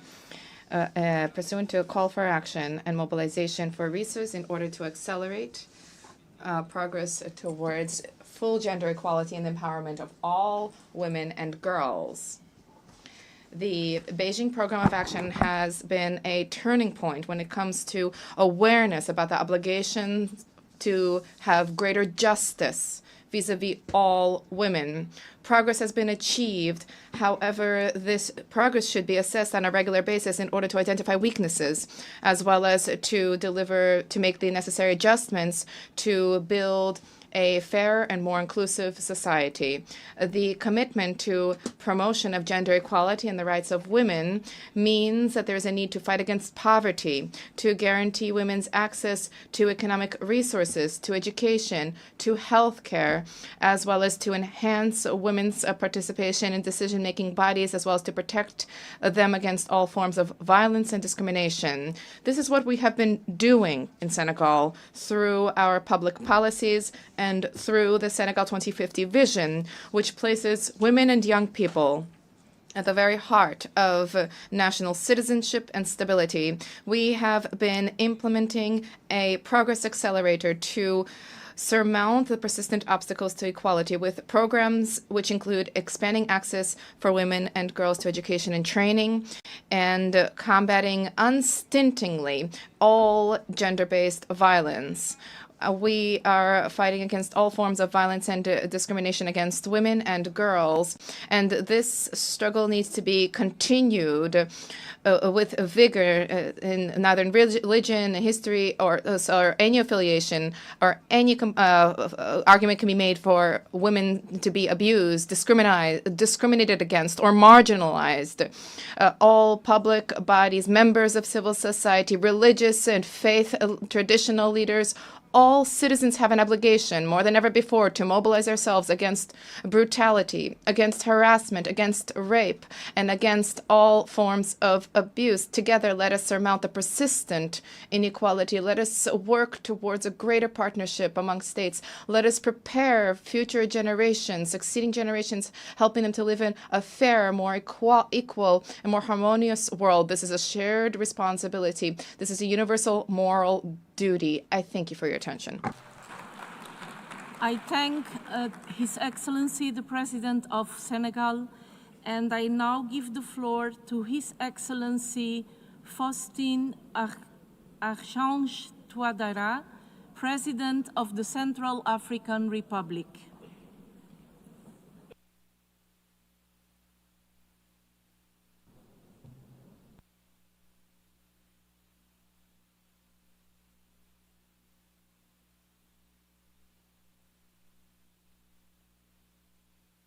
Madame la Présidente.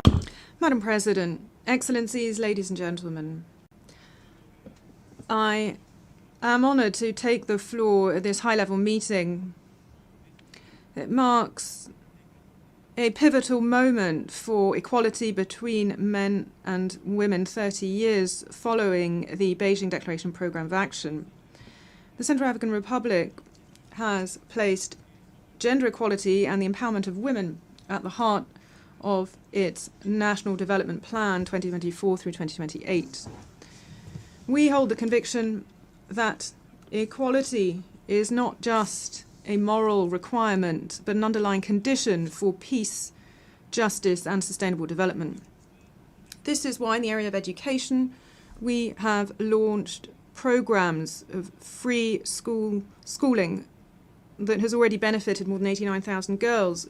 We also have the Maingo project with the support of the World Bank, and this helps to combat school dropouts by providing scholarships to adolescents who are threatened by poverty, early marriage, and early pregnancy. In the area of maternal and infant health, we are strengthening the training of midwives to enable access to obstetrical services and also to avoid and reduce avoidable deaths by protecting every single life, especially in rural areas.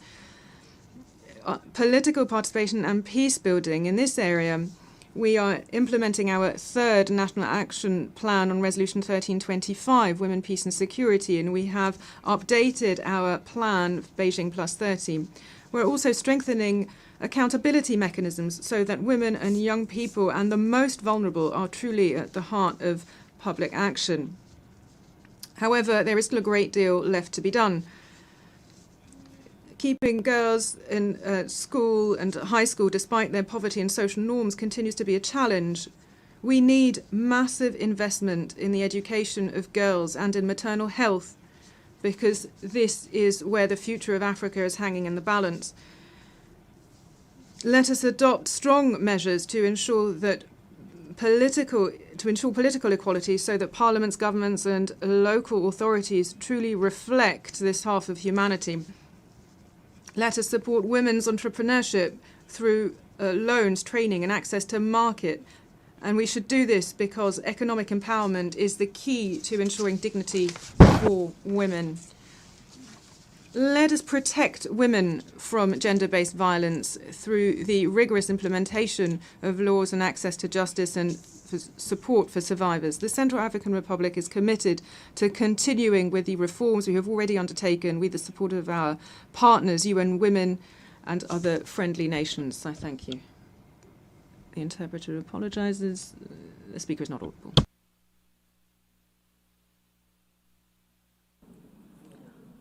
I thank the President of the Central African Republic, and I now give the floor to His Excellency Joseph Numa Boakai, President of the Republic of Liberia.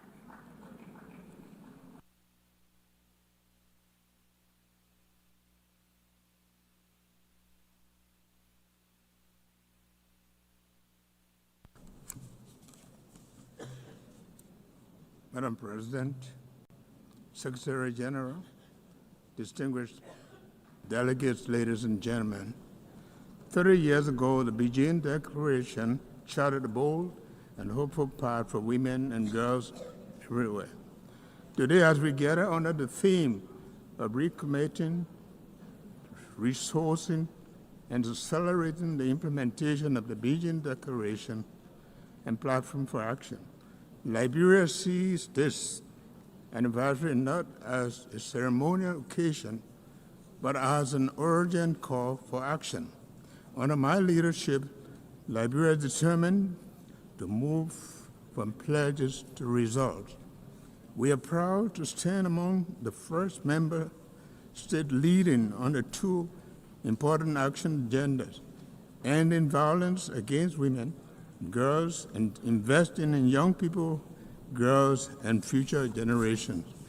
Through our agenda for inclusive development, Liberia will invest $8.3 billion over 5 years to transform lives with gender equality, youth empowerment, education, healthcare, and social development at our level. Our commitments are clear. We pledge zero tolerance for gender-based violence. With massive awareness and public education programs and with dedicated budget allocation, we will permanently ban harmful cultural practices. What was once a 3-year moratorium will now become a national law supported by national dialogue and alternative livelihood program. We will implement a national action plan for women and girls to provide a roadmap for empowerment, voice, and protection. An African proverb reminds us, when spider webs unite, they can tie a lion. Similarly, when women are fully empowered and supported, entire nations thrive. As Liberia embarks on a 2-year term on the United Nations Security Council, we will ensure that the voices of women and youth are not only heard, but also shaped the women and youth peace and security. Our programs are already changing lives. The Liberian Women Empowerment Project, reaching 36,000 business women across the country, impacting more than 260,000 Liberian lives through increased income, resilience, and growth. The Realist Project supports 3,600.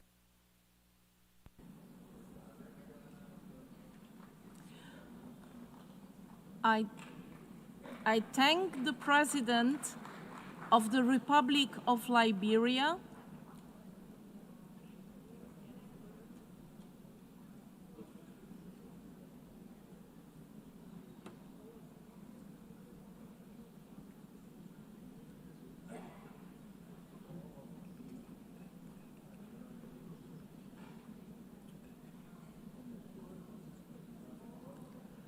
I thank the President of the Republic of Liberia, and I now give the floor to Her Excellency Jessica Alupo, Vice President of the Republic of Uganda.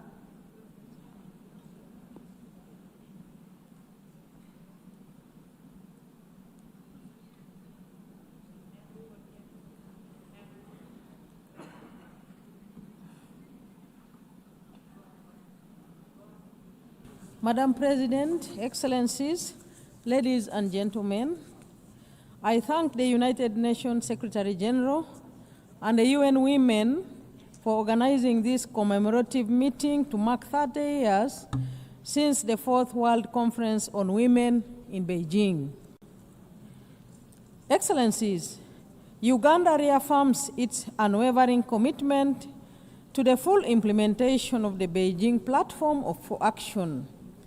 Over the past 3 decades, our government has made significant strides in advancing gender equality and empowering women and girls, particularly in the following areas: legal and policy frameworks. Uganda's 1995 constitution enshrines equality and prohibits discrimination against women. We have enacted comprehensive legislations, including the Land Act, Domestic Violence Act, the Female Genital Mutilation Act, the Succession Act, the Children's Act, among others, providing a robust legal basis to promote and protect women's rights. Women in leadership. Today, women constitute 45% cabinet, 34% parliament, and 45.7% local government positions. Economic empowerment.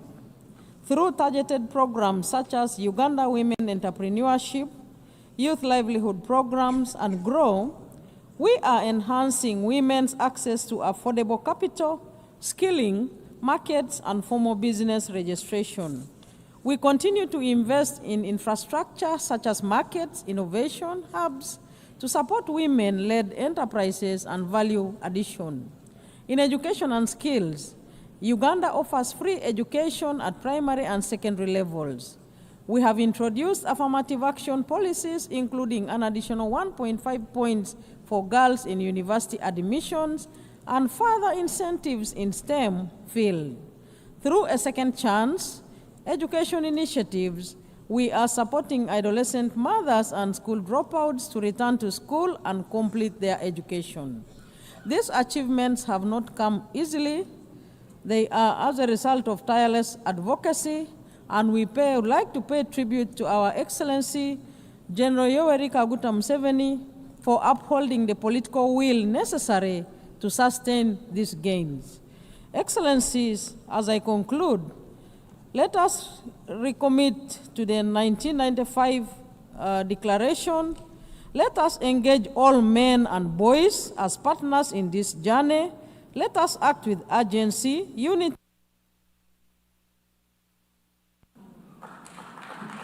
I thank the Vice President of the Republic of Uganda and now give the floor to His Excellency Petr Pavel, President of the Czech Republic.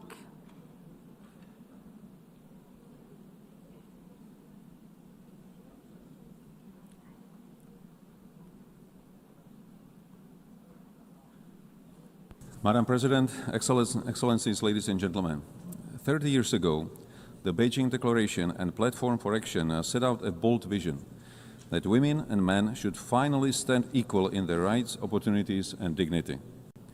Czechia proudly reaffirms its commitment to this vision. It is rooted deeply in our history. Tomáš Garrigue Masaryk, the first president of independent Czechoslovakia, believed democracy could not exist without women's full participation. Thanks to him and the tireless efforts of pioneering activist Františka Plamínková in 1920, Czechoslovakia became one of the first countries where women could vote. Building on this legacy, we have recently taken tangible steps. We redefined the crime of rape to better protect victims, a reform achieved with a broad political support. We adopted a stronger definition of domestic violence in a civil code and are expanding childcare to support women's economic participation. Abroad, we support education for refugee girls in northern Iraq, as well as care for Ukrainian women and girls, including survivors of sexual violence.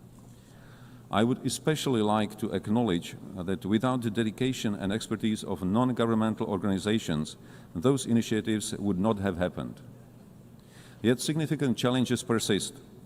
Around the world, global crises from climate change to armed conflicts, such as Russia's war against Ukraine or a conflict in Middle East, disproportionately affect women and girls and increase the risk of sexual and gender-based violence. Our responses must be comprehensive. Equality cannot be achieved by women alone. The active engagement of men and boys as family members, partners, leaders, and allies is indispensable. Only then can we create the conditions for women everywhere to fulfill their potential and have the power to make our world a better place. Ladies and gentlemen,